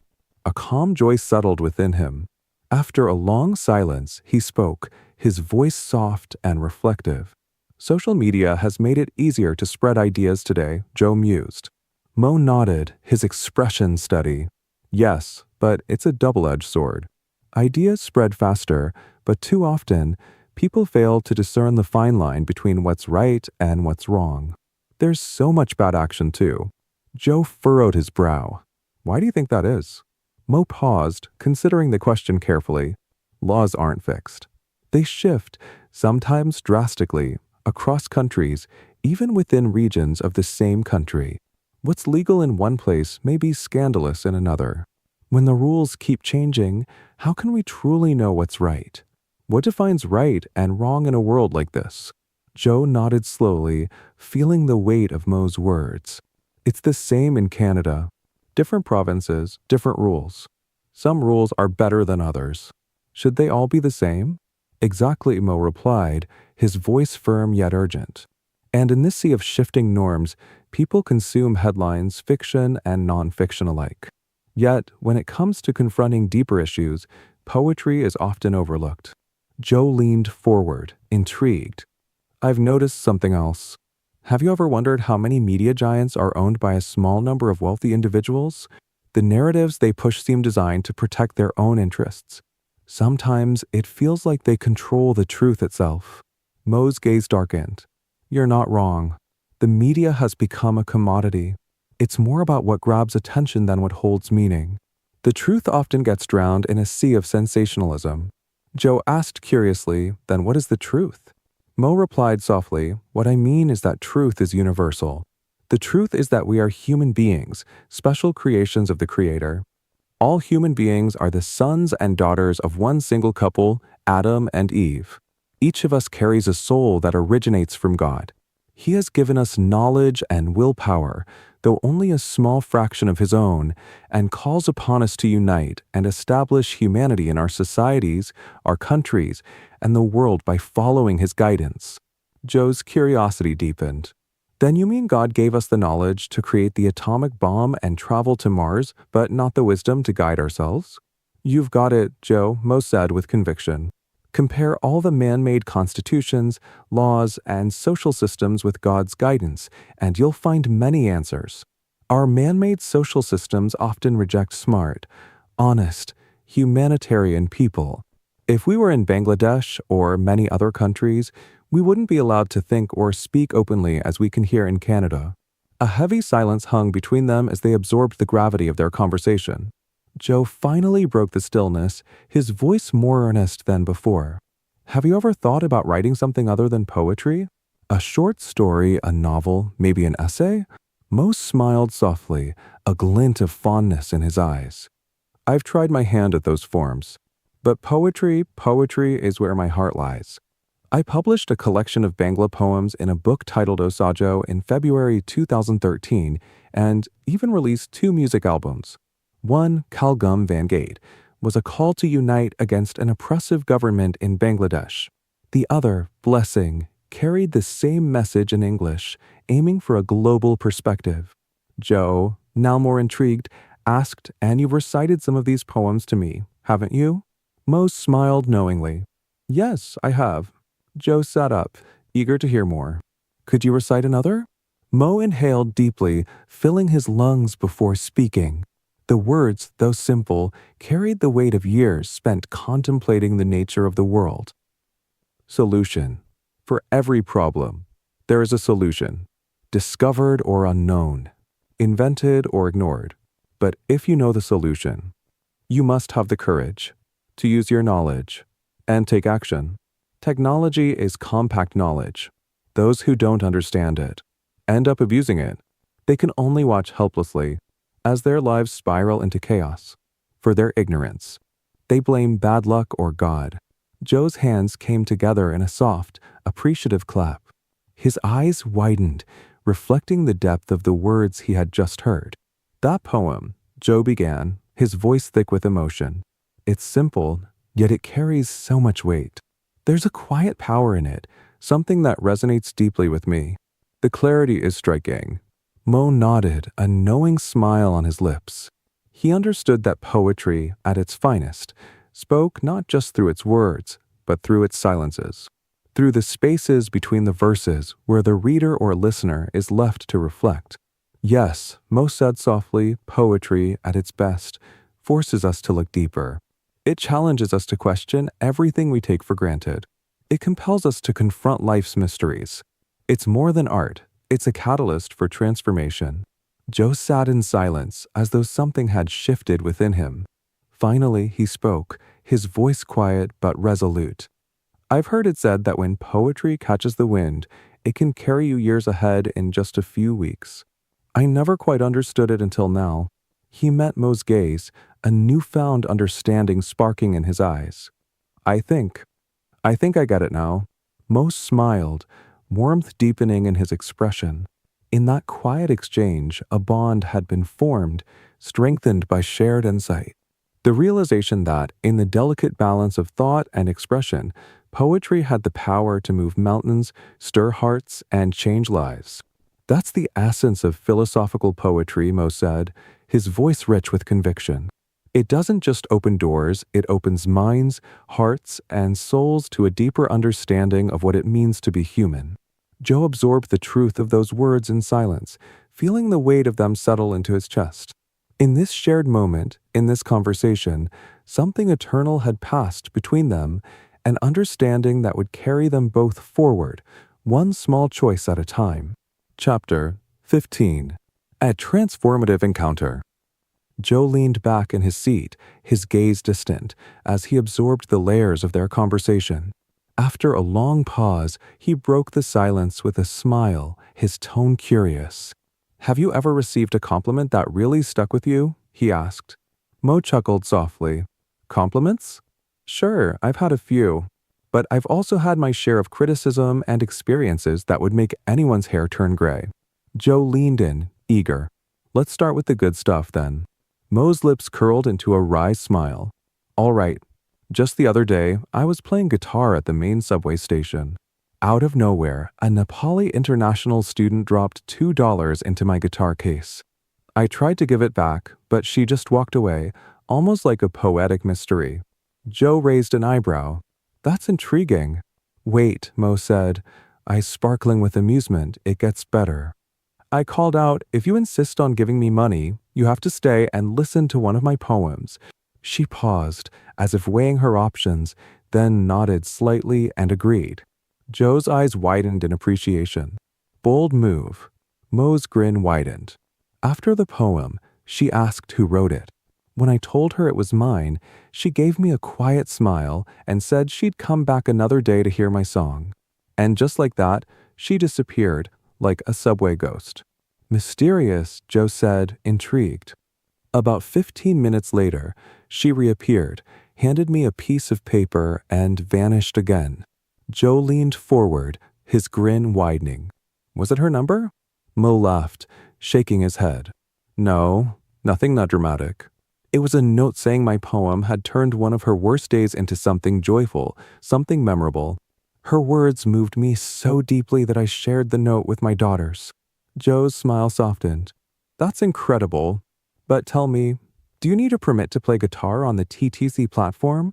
Mo sighed, a hint of frustration creeping into his voice. Oh, don't get me started.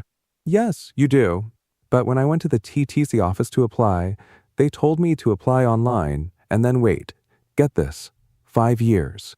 Joe blinked in disbelief. 5 years? You'd be the Jimi Hendrix of subway performers by then. Mo shrugged, a quiet defiance in his smile. So, I've been playing without one. Some supervisors don't understand and ask me to leave. I pack up my guitar and move on. I see, Joe replied sadly. Mo continued, it's a small rebellion, but it keeps me grounded.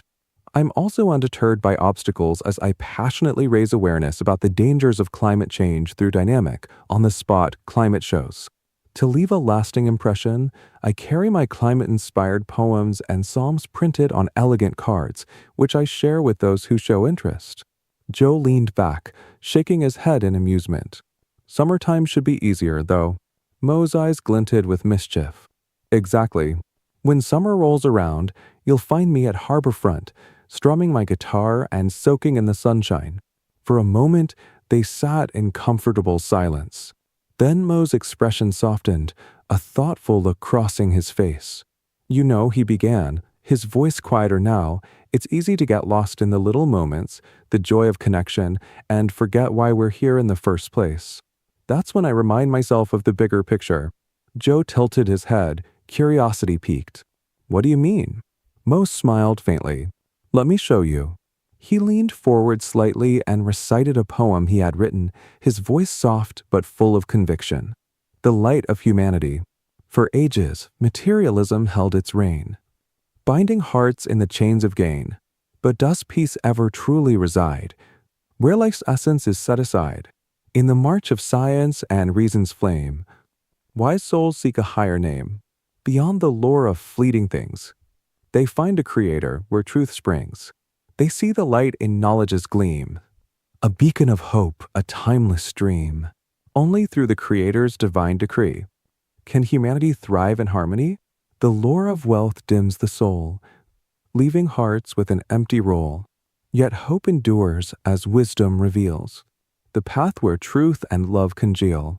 So, take the torch, let knowledge lead, and plant the seeds of humanity's creed. Swear to walk the Creator's way, and fill this world with love's bright rays. Mo's words lingered in the air, the silence between them filled with a sense of wonder. Finally, he sighed, a thoughtful look in his eyes. You know, Joe, everything we talked about today, from kindness to big ideas, it all connects. It's about creating a world where people are empowered, where they don't just survive, but thrive. That's why I've been working on something new, something that can really make a difference. Joe, still absorbed in the poem's impact, nodded. What do you mean? Mo leaned back, his gaze turning inward. I've been developing a system, a theory really, that could change everything. It's all about making sure that everyone gets their fair share from the start. Chapter 16. Understanding the CBFD theory. The smell of freshly brewed coffee lingered in the air as Joe leaned back in his seat, eyes gleaming with curiosity. So, about that book you're working on, what's it all about? Mo took a slow sip of his cold coffee, his fingers tracing the rim of the cup as if weighing his words. Still ironing out the details, but it's about profit sharing, how it can reshape economies and lives. A new way to shift the paradigm. Joe leaned forward, intrigued. You mean, like a Robin Hood thing? Take from the rich, give to the poor. Mo chuckled softly, shaking his head. Not quite. Robin Hood was a reactionary. He took from the rich to give to the poor. What I'm proposing is a system where everyone gets a fair share from the start, a system that doesn't rely on inequality to fuel its growth. Joe raised an eyebrow. That sounds ambitious. Give me the nutshell version. Mo's eyes lit up with excitement, though his voice remained calm. All right, here it is. The CBFD theory is about creating disposable income for everyone. Right now, too many people live paycheck to paycheck, always on the edge with no room to breathe. The CBFD theory helps break that cycle, giving people the financial freedom they deserve. Joe leaned in closer, his interest deepening. How does that work exactly? Mo set his coffee down and met Joe's gaze. It's all about how businesses distribute their profits. Right now, the people who make a business run, the customers and employees, are often the last to benefit. And that's a problem. Joe's brow furrowed. So, your theory is about flipping that around? Giving customers a cut of the profits? Mo nodded. Exactly. The key is the contributed dividend. It's not just a feel-good cashback scheme. This is real ownership, Joe. Real equity in the system. Joe's eyes widened, his voice fairly a whisper. So, every time someone buys something, they become a shareholder? Why isn't this already happening everywhere? Mo shrugged, a small, knowing smile on his lips. Lack of vision, or maybe greed or self-centeredness. Imagine if companies like Costco, credit card companies, Air Miles, or even businesses like Tim Hortons, McDonald's, Metro, Shoppers Drug Mart, Canadian Tire, Esso, or Petro-Canada, those who already offer rewards to their customers, reinvested those rewards into CBFD systems. We'd all be co-owners of major enterprises, contributing to and benefiting from those profits. Joe blinked, stunned. Wow, but are these current reward systems really that bad? They're not all bad, Mo admitted. But the problem is, most of them encourage spending for the sake of spending, pushing people into debt instead of helping them build wealth. It's a trap. Joe nodded, a rueful smile tugging at his lips. I know that trap all too well. Mo's smile softened, the weight of his words sinking in. The CBFD system is different. The profits are invested back into projects that benefit the whole community, environmentally sustainable initiatives, social enterprises, and other things that leave a lasting, positive impact. It's about creating wealth that's not just for the few, it's for everyone. Joe's eyes lit up, his voice filled with awe. So, it's not just about individual wealth. It's about collective progress. Anyone can own a piece of a major business without needing any capital to start with, just through their spending power, isn't it? Exactly, Mo said, his voice steady with conviction. That's the revolution I've been dreaming about since 1992. People can escape debt, improve their lives, and leave a legacy. It's a system that empowers everyone. No one gets left behind. Joe leaned in, clearly fascinated. And the shares? How does that work? Here's the beauty of it, Mo replied, tapping his fingers on the bench. 81% of the contributed dividend shares can be sold at market price within 72 hours. The remaining 19% stays with the shareholder for life, passing on to their heirs. It's a system that gives people something real, something that lasts. Joe burst into laughter, shaking his head in disbelief. This is so good, I feel like dancing. Who knew economics could sound so fun? Mo chuckled, his eyes twinkling with amusement. Go ahead, dance if you want. But remember, the world's never been kind to new ideas. People once thought the radio was a passing fad, remember? Joe grinned. I guess you're right. But hey, it's not magic, it's just common sense. Mo clapped him on the shoulder, his smile warm and genuine. You've got it, Joe. You're quicker to catch on than most. That's why I love these conversations with you. Joe raised his coffee cup in a mock toast. To best friends and brilliant ideas. Now, how about we head over to Tim Hortons for another round of coffee and snacks?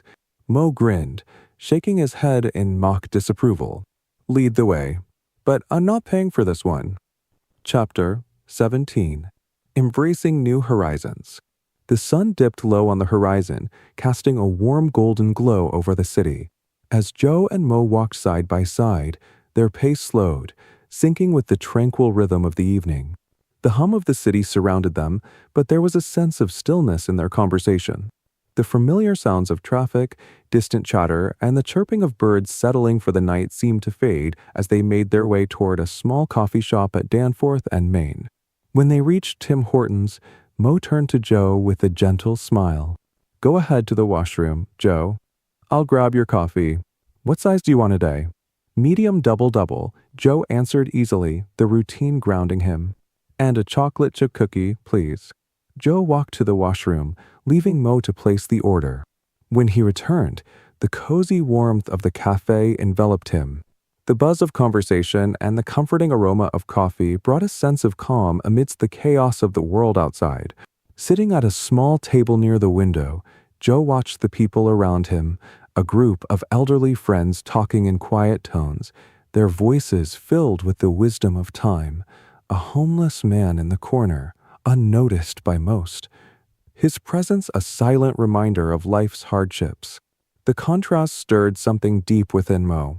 He couldn't help but feel the weight of the city's invisible struggles, the people, the stories, the pain that too often went unnoticed. As Joe returned to the table, his face lighter, as though the mundane tasks of his day had cleared some mental space, they both stepped outside into the cool air. The change in temperature seemed to mirror a shift in their thoughts, a subtle reminder that the seasons, like life itself, were always in motion. They walked in silence, each lost in their own musings as the city pulsed around them. Joe broke the silence first. "Thanks for the coffee and the cookie," he said, taking a slow sip. "I needed that." "My pleasure," Mo replied softly, content in the simplicity of the moment. They continued their walk toward Lake Ontario, the rhythmic sound of the waves lapping the shore pulling them into a peaceful reverie. As they reached the Main Street Bridge, they paused and leaned against the railing. Below, the trains raced past, their engines echoing in the stillness of the evening. Mo's gaze lingered on the tracks, distant, as if searching for something beyond the tangible. Joe, ever the attentive friend, noticed the far-off look in Mo's eyes. "What are you thinking about?" he asked, a hint of curiosity in his voice. Mo blinked, returning from his reverie. "I was just thinking about some lines from a poem," he said, his voice distant. "It's funny how sometimes the words just come to you, like they were always there, waiting to be said." Joe smiled, nudging him gently. "You should write them down before they vanish." Mo nodded and pulled out his well-worn notebook. The pages were filled with the quiet reflections of a soul on a journey of self-discovery. As the last light of the day began to fade, Mo quickly scribbled down the thoughts that had taken shape in his mind. When he finished, he closed the notebook, his expression thoughtful. "I think I have something I want to share," he said, his voice steady, but carrying the weight of something more. Joe leaned in, intrigued. "What is it?" Mo opened the notebook again and began to read aloud, his voice soft yet firm, each word resonating with a deeper truth. "Embracing Humanity in a New Land." By Mo. "I have come to a new country, fascinated by this new civilization. More than 3 decades of my life here, yet I cannot float in this lifeless stream of this glittering, materialistic world. This time, I venture out into the world with a vow of humanity, to spread the unspoken truth." Joe's gaze lingered on Mo, the weight of the poem settling between them. The city continued to move around them, but at that moment, the world seemed to pause, as if recognizing the truth in Mo's words. "That's it?" Joe asked, his voice softer than usual. Mo nodded, his eyes reflecting the depth of the emotion stirring inside him. "Yes, it's the beginning of what I've been thinking. I feel this need to express what's inside, the feeling of being both a part of this world and yet apart from it." Joe smiled, quiet understanding settling in his eyes. "It's powerful. Sometimes the simplest truths are the hardest to express." Mo smiled faintly, but his eyes betrayed a deeper reflection. In a world so obsessed with materialism, where everything is designed to sparkle and fade, I find myself yearning for something more, something that speaks to the heart of humanity. Joe nodded, absorbing the gravity of Mo's words. "You should keep writing. You have something important to say." Mo's eyes gleamed with quiet resolve. "I will. If you're interested, I've written something else recently. Another poem." Joe leaned in, intrigued. "I'm all ears." Mo cleared his throat, then began reading again, his voice steady and filled with purpose. "Finding the right direction. If you keep going the wrong way, you'll never reach the light of day, though you wish with all your might. To see the place where you're meant to be, you've got to find the right direction. To make it to your destination, follow the truth, avoid deception. That's the way to reach salvation. To reach your dreams, you've got to know which path is right, which is wrong. Satan tries to block the road. They have been our enemy all along. You've got to find the right direction. To make it to your destination, follow the truth, avoid deception. That's the way to reach salvation. The scriptures hold the guiding light from the Creator, shining bright. Seek to understand and see the path that's right for you and me. You've got to find the right direction. To make it to your destination, follow the truth, avoid deception. That's the way to reach salvation. Mo finished reading, the words lingering in the air like a prayer. Joe stood in quiet reverence, the poem settling into him. "That's beautiful, Mo," Joe said, his voice a mix of awe and understanding. "There's something profound about it." Mo smiled softly, the weight of his words still heavy between them. Sometimes the simplest words carry the greatest truths. Joe nodded. "I agree. The right direction, we're all searching for it in one way or another." Mo chuckled. "We are. It's the journey, not the destination, that shapes us." Joe reflected on that for a moment. "You've got that right." They stood there together, the fading light casting long shadows across the water. The world seemed to slow, the city lights shimmering softly in the distance. For a moment, there was no rush, no need to move forward, just two friends, connected by silence and shared understanding. They embraced the horizon ahead, knowing that while the journey may be uncertain, they had each other. Mo spoke again, his voice thoughtful. "It's strange, Joe. In this new place, surrounded by all its distractions, it's easy to forget the simplicity of just being human." Joe turned to him, his gaze thoughtful. "There were many things I didn't agree with before this moment, but now many things are becoming clearer to me. It's moments like this, stripped of all pretense, that remind us who we truly are." Mo nodded, his voice quiet but resolute. "I think you're right. We get so caught up in the noise that we forget the most important thing, connection." Together, they stood side by side, watching the water ripple in the fading light, the city lights gleaming in the distance. At that moment, the world felt a little quieter, a little more at peace. Chapter 18. The Search for the Right Path. The night air had grown cool as Joe and Mo walked along the shoreline, the sound of the waves blending with their footsteps. Their conversation had deepened, taking on a more contemplative tone. Mo, still lost in thought, broke the silence. Mo glanced at Joe with a thoughtful expression, his gaze lingering on the horizon as if searching for the right words. Joe leaned forward, brow furrowed in confusion. "So, what's the essence of that poem you mentioned? What does it say?" Mo paused, his gaze wandering to the horizon. "It's about finding the true path in life. Not just any path, Joe. The one that leads to something real, something greater than ourselves. A path that transcends our flawed intentions and reveals the truth. The kind of truth that isn't swayed by society's promises or the comforts of deceit. It's easy to think we're on the right track, but how often do we find ourselves chasing a mirage, no matter how good our intentions?" Joe's lips curled into a faint smile, but his eyes betrayed a hint of skepticism. "So, the path doesn't just matter, it has to be the right one, even if we think we know better." "Exactly," Mo murmured, looking down at his hands, his fingers nervously twitching. "Years ago, I thought I had all the answers. I followed the rituals of my faith, but I never understood what they truly meant. I mistook the form for the essence. The truth isn't in the rules we follow, Joe. It's in the spirit behind them. True faith means peace, not just with those who share your beliefs, but with everyone, even those who don't believe at all." Joe shifted, his eyes scanning Mo's face. "I'm not sure I'm religious, Mo. I believe in God, but everything else is hard to wrap my head around." Mo nodded slowly, his gaze steady. "That's your journey, Joe. But I truly believe we need to align with a higher law. God's law. It's the one thing that can unite us all. Too many of us have lost our way, using religion as a weapon to divide, to conquer, when it was meant to bring us together." Joe's face hardened, a shadow crossing his features. Yeah, I see it every day. We're experts at division.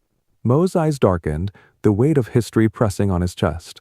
We've tried everything else: Joe, monarchy, democracy, capitalism, socialism. But now we're on the brink. We're standing at the edge of destruction, nuclear weapons and environmental collapse. It's not just a threat, it's happening. 20,000 nuclear warheads exist in the world, and no one is doing enough to stop it. Joe was silent for a long time. When he spoke, his voice was barely a whisper. It's overwhelming, Mo. Mo's voice softened, a pained reflection in his eyes. When I think about it, I feel a hollowness deep inside.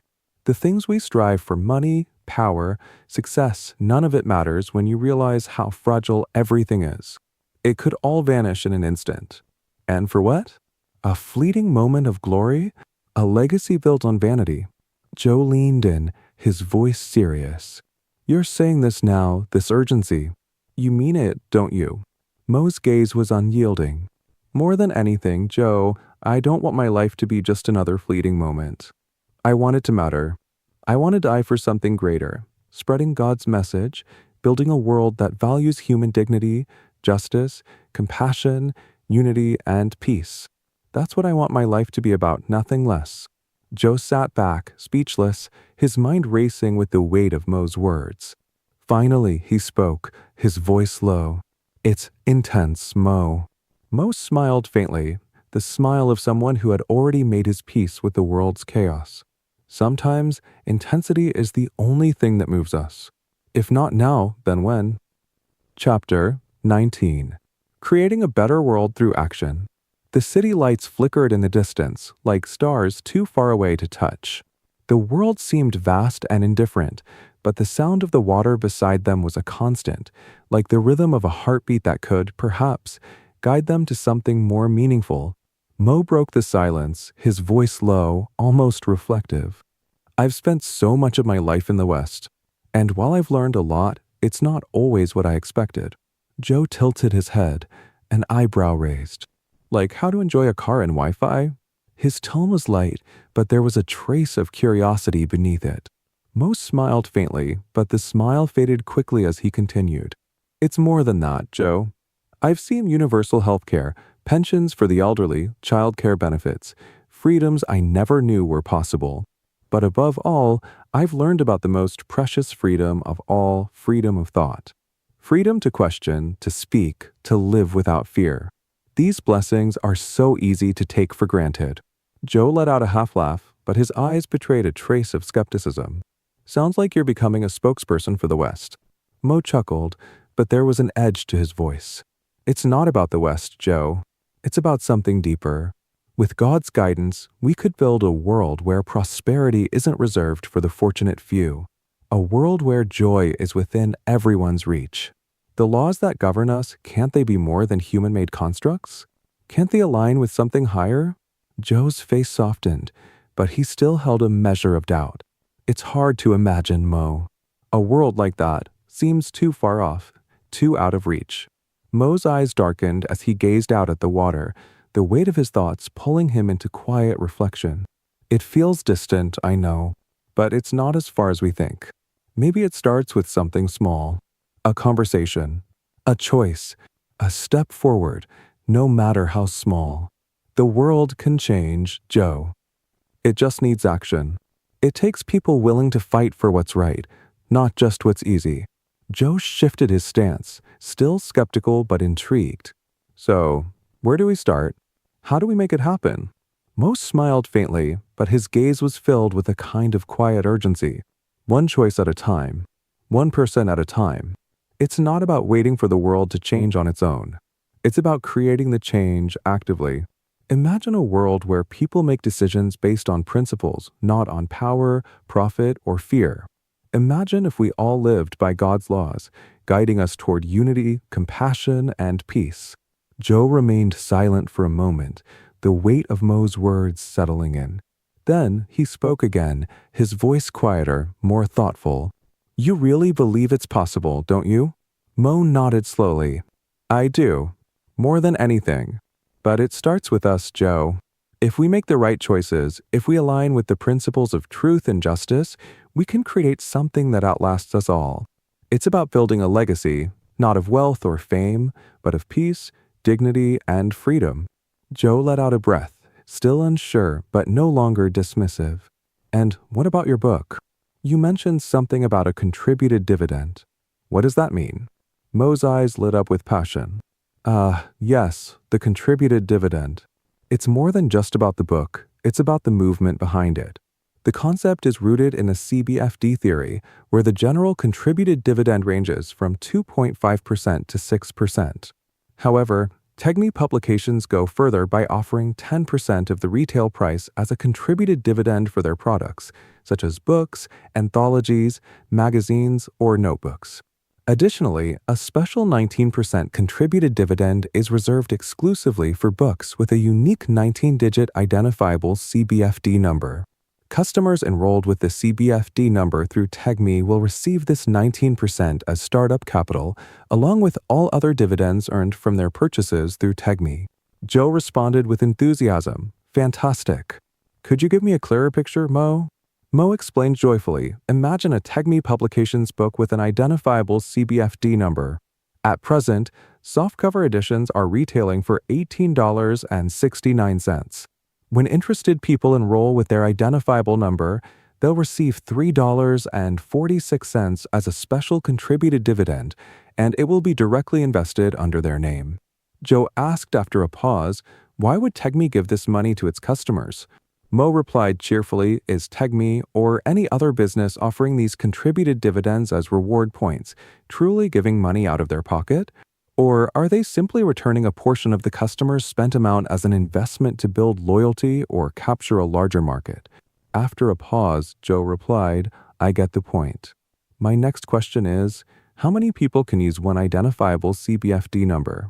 Mo responded, one CBFD number can only be used for one person. Tegme has implemented the CBFD theory as part of its business policy.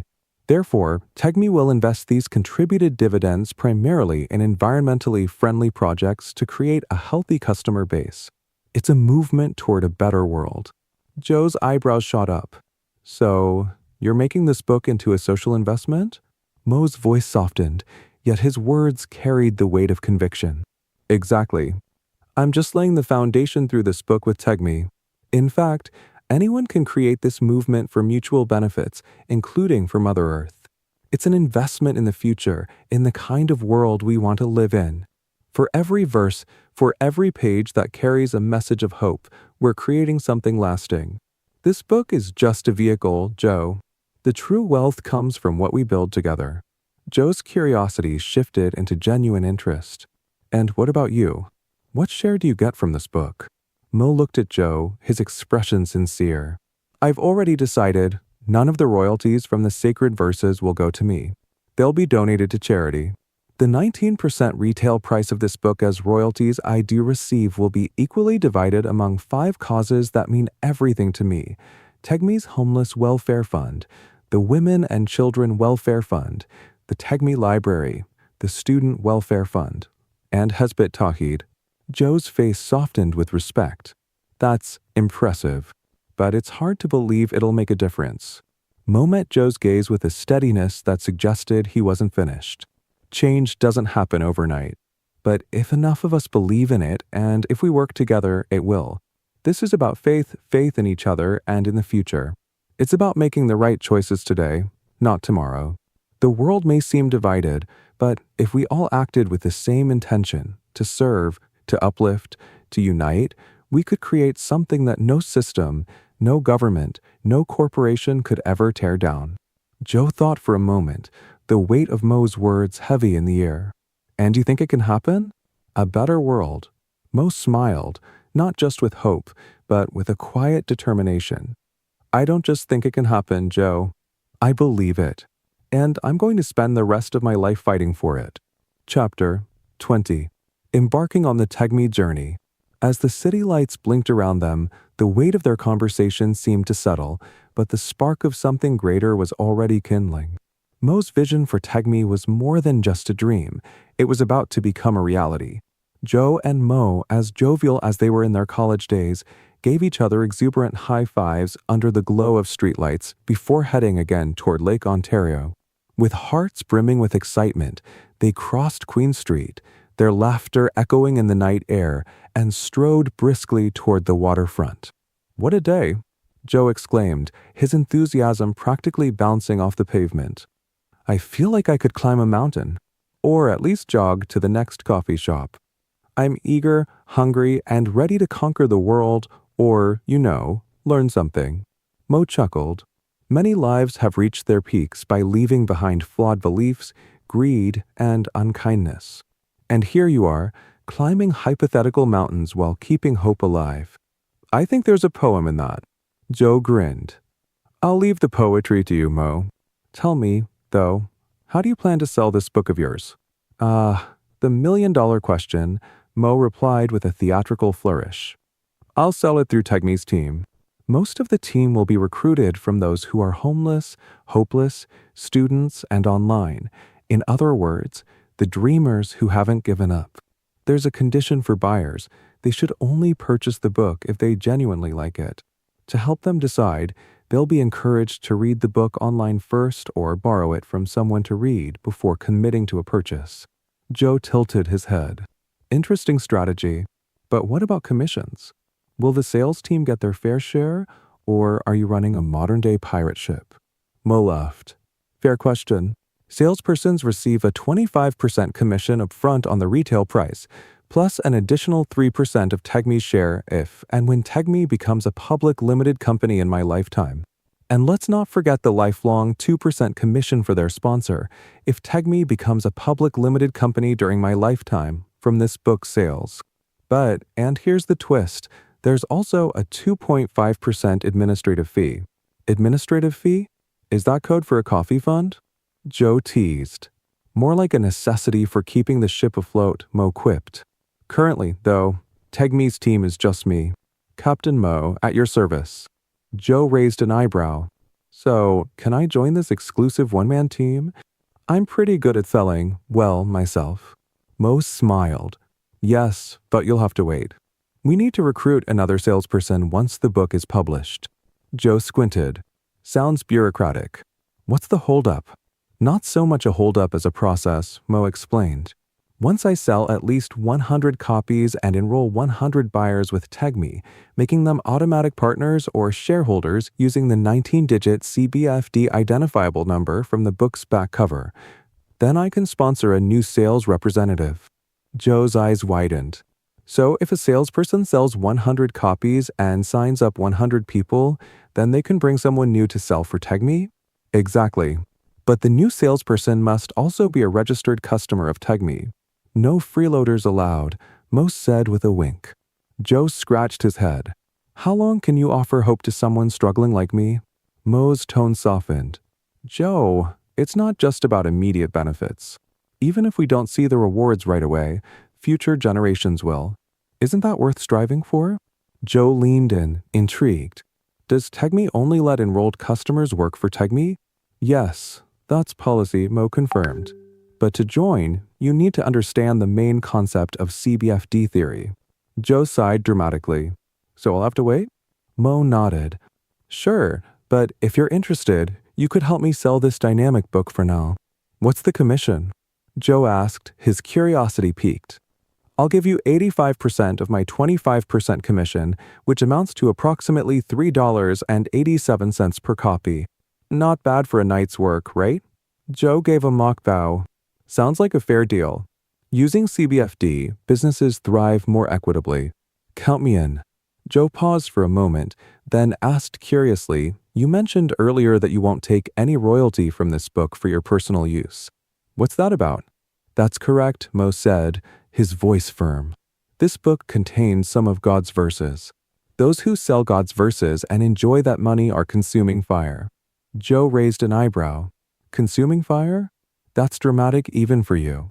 So what will you do with the commission from these book sales?" Mo's tone turned contemplative. "Good question. Based on my limited knowledge, I haven't found any prohibition from God regarding using the book sales commission for personal needs. But if I come to realize it's forbidden in the future, I'll seek forgiveness and donate that amount. Joe shook his head in admiration. Mo, you're a rare breed. Mentally strong, rich in spirit, and stubbornly confident. Despite all the challenges, you're still proudly flying the Tegme flag alone. Mo's eyes sparkled. That's Tegme's motto, offering the best product and service at a fair price. And soon, Joe, you'll be flying the flag with me. But remember, this is the last part of my life. I'm not expecting much success from Tegme in my lifetime. If God allows me to see its success, then that could happen. My realistic goal is to spread the CBFD message through this book. If someone challenges me to see the outcome of the CBFD theory, that's why I opened up Tegme, to show the results of this dynamic theory hand in hand. Joe grinned. Let's just hope it's not a pirate flag. The two friends burst into laughter, their shared optimism lighting up the path ahead. Chapter 21. The Vision of CBFD. As the laughter subsided, Joe felt a new sense of purpose stir within him. It was as though the light-hearted moments had paved the way for a more profound journey, a journey that began with CBFD. The weight of their conversation had shifted. With Tegme taking shape, Joe felt the need to understand the deeper mechanics of Mo's vision. Joe walked beside Mo, his curiosity evident, and eagerly asked, Mo, I'd like to learn more about CBFD and Tegme. Where do we begin? Mo smiled warmly. You're welcome, Joe. Once Tegme goes public, everything will be at everyone's fingertips, completely transparent, entirely online. Joe nodded, determination shining in his eyes. No matter what, I'm rooting for Tegme's success. Its ideas feel revolutionary. Thank you, Joe, Mo replied with quiet confidence. Together, we can show how contributed dividends can ease economic crises, offer financial freedom to all who seek it, and even play a part in combating climate change. Joe chuckled. Your ideas are as sharp as a giant sword, even if you're not a giant yourself. Mo's eyes twinkled. I may not be one, but I've learned that the true purpose of being human is to serve humanity. The CBFD theory has the strength to stand tall in the world of ideas. Joe's expression softened. Mo, have you ever taken the CBFD baby public to let the world know? Mo's face lit up with delight. The first public unveiling of CBFD, a theory with a business model that demonstrated how the contributed dividend theory allows people to become partners or shareholders in a profitable business without direct finance or investment, was at a press conference on the evening of December 30th, 1992, at the Dhaka Press Club. The room was filled with anticipation. Joe leaned in, eager. That was a bold step. What happened next? The next morning, Mo recounted, his voice tinged with pride, many daily newspapers covered it as front-page news. It felt like the first rays of hope breaking through the clouds. Joe smiled. That's incredible, Mo. Don't lose heart. Even if it takes time, the CBFD system has the power to reshape capitalism into something humane. In this ruthless system, no one, not even millionaires, is truly safe. Mo nodded thoughtfully. You're right, Joe. CBFD could become the safeguard capitalism needs, a bridge between profit and fairness. Joe's admiration was evident. Your work has made me a fan of Tegme and its vision for the future. After a brief pause, Mo spoke softly, a hint of vulnerability in his voice. It's heartening to hear, Joe. Still, if I ever fail to fulfill the promises of the contributed dividend outlined in this book, I hope for forgiveness from you and from all those who place their trust in it. Joe gave Mo a reassuring pat on the shoulder. Don't dwell on the what-ifs, Mo. Just do your best. This book could be the first step to solving global financial crises and contributing to the fight against climate change. And who knows? It might even inspire a generation to see the beauty and power of CBFD. Mo smiled, his voice steady with renewed resolve. Thank you, Joe. Your encouragement breathes new life into my dreams. Together, let's make CBFD a reality, one step at a time. Chapter 22. Seeds of Change. Joe's eyes lit up with excitement. Could you recite a poem for me, Mo? Mo smiled warmly, his voice soft yet resolute as he began. Seed, soil, and care. Seed, soil, care. The application of these three. When done right, a gem will appear. Theist or atheist, neither, matters at that point. This is the worldly rule. This is the Creator's decree. Understanding or not, following or not, each one's path is their own. It's simple, straightforward. Those who grasp this truth and live by it will find their human birth fulfilled, their lives rich with meaning. Joe clapped softly, his expression full of admiration. That was beautiful, Mo. So simple, yet so profound. It feels like it's pointing at something deeper than the words themselves. Mo's eyes sparkled, his voice steady. It's about understanding life at its core, Joe. And more importantly, living it, not just as an idea, but as a practice. Joe nodded thoughtfully, his mind racing with questions. Let's get back to the main topic. How many people actually benefit financially from the sale of this book? Mo paused, carefully choosing his words. Many do, but it's not just about financial benefits. This is about being part of something greater than ourselves, a global initiative built on shared values and mutual growth. Joe leaned forward, intrigued. Who exactly is GME? Mo's tone held quiet excitement. GME stands for Global Mega Enterprise. It's a company that incorporates CBFD principles alongside its own innovations. The aim is to support and expand the reach of these ideas, creating systems that uplift everyone involved. Joe's brow furrowed as he considered this. And Tegme's pay policy? How does that work? Mo's response was calm but carried a sense of purpose. Tegme ensures its minimum wage is always 10% higher than the state's. No employee earns more than 6 times that minimum. Those working between 11 p.m. and 5 a.m. receive a 25% bonus, and any hours beyond 36 per week are compensated at time and a half. But the true essence lies in the profit sharing. Once we achieve a 13% annual net profit, the remaining profit is distributed equally among 4 sectors. The first 25% is reinvested into Tegme, the second is allocated to its permanent workforce, the third goes to shareholders or partners, and the final quarter remains with Tegme as its own fund to safeguard investments and to support any emergency. Joe's eyes widened in admiration. That's incredible. It's like a system where everyone wins. Mo's chuckle was warm and encouraging. It's a start, Joe. These policies are just the framework. The real vision is to create a culture where success is shared and everyone feels a genuine sense of belonging. Joe leaned back, a mix of hope and curiosity in his expression. Why didn't this happen in our time? Mo's face softened, his voice steady with conviction. Our time laid the groundwork, Joe. It's easy to look back and see what could have been. But the present is ours to shape. We learn from the past not to lament it, but to ensure we do better move forward. Joe's curiosity deepened. When will this take off? Mo's smile was reassuring, his confidence unwavering. It could happen any day now. Once 100,000 people register with Tegme using their identifiable number from this book, the system will officially begin. That's when the impact will truly be felt. Joe's eyes sparkled with excitement. I can't wait to see it. Mo's gaze held steady, his belief evident. We're building the foundation for a future where opportunities are equitable and dreams aren't just aspirations but achievable goals. The seeds have been planted, Joe. Now it's up to us to nurture them. Joe nodded, his voice filled with determination. Then let's make sure the world is ready. Mo smiled warmly. It's not just about us, Joe. It's about the generations to come.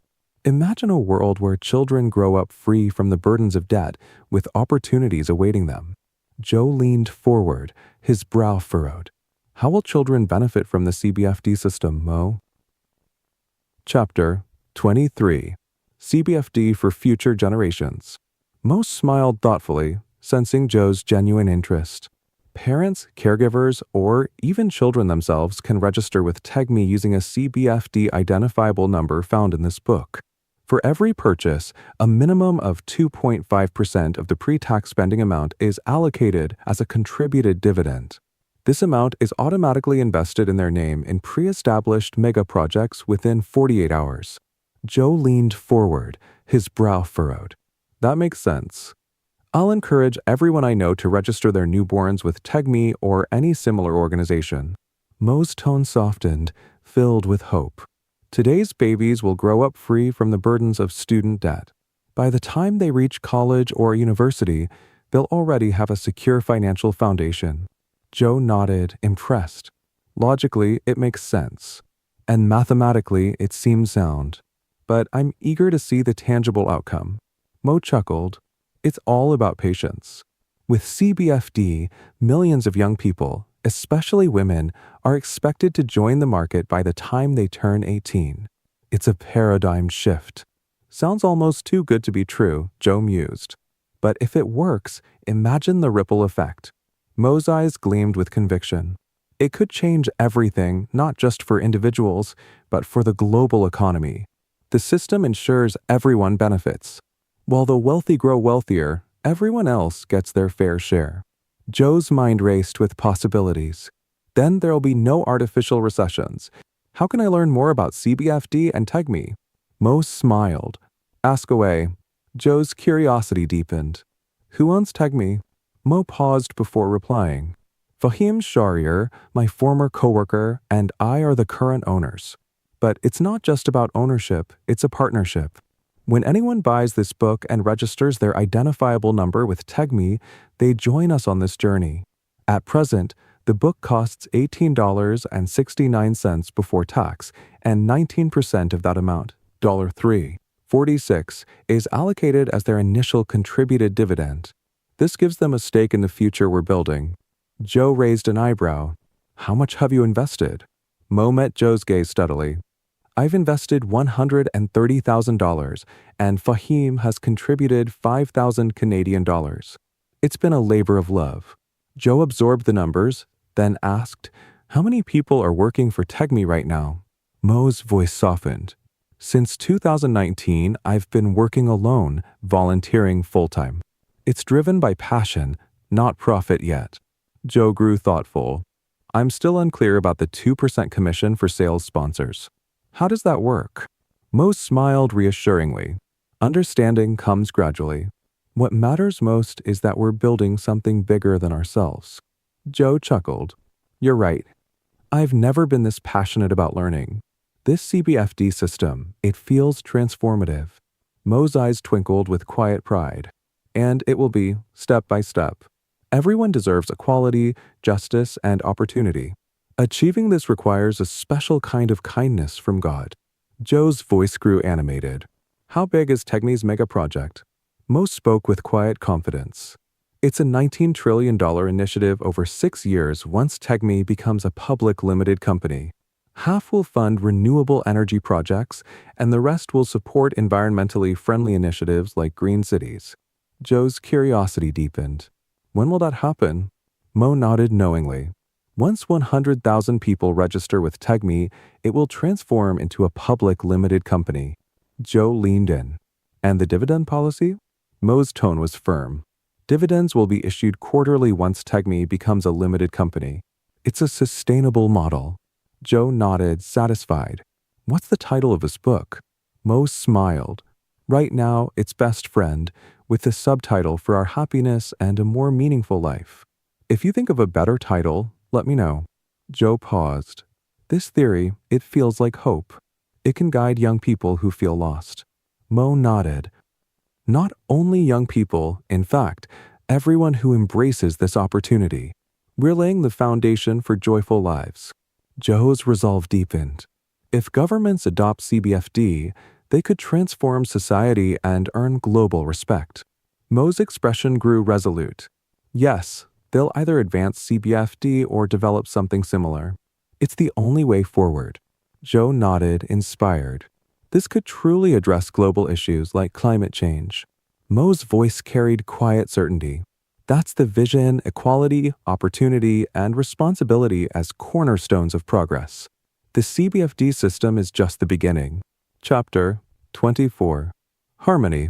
Mo, we've covered so much tonight, yet it feels like we're just scratching the surface, Joe said, breaking the calm silence.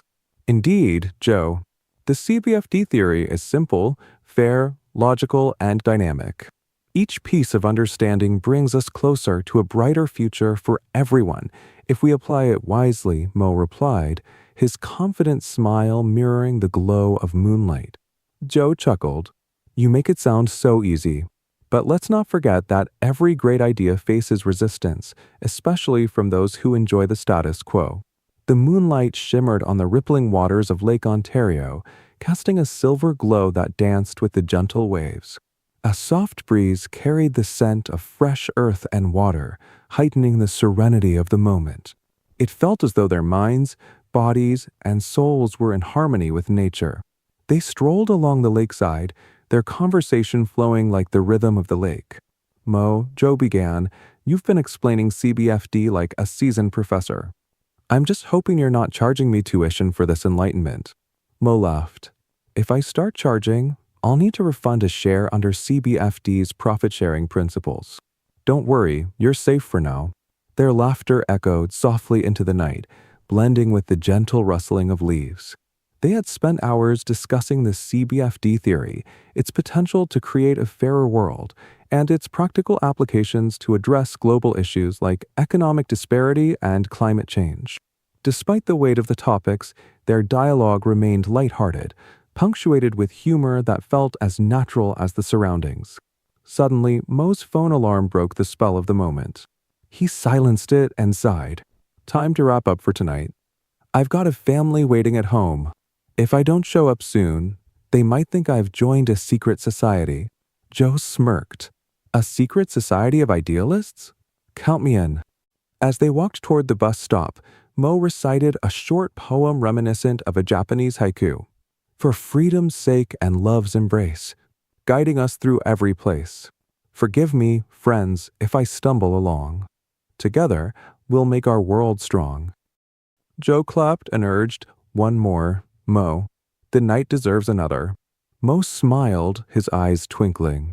All right, here's one called Forgive Me If I Fail to Bridge the Gap Between the Rich and Those Who Lack.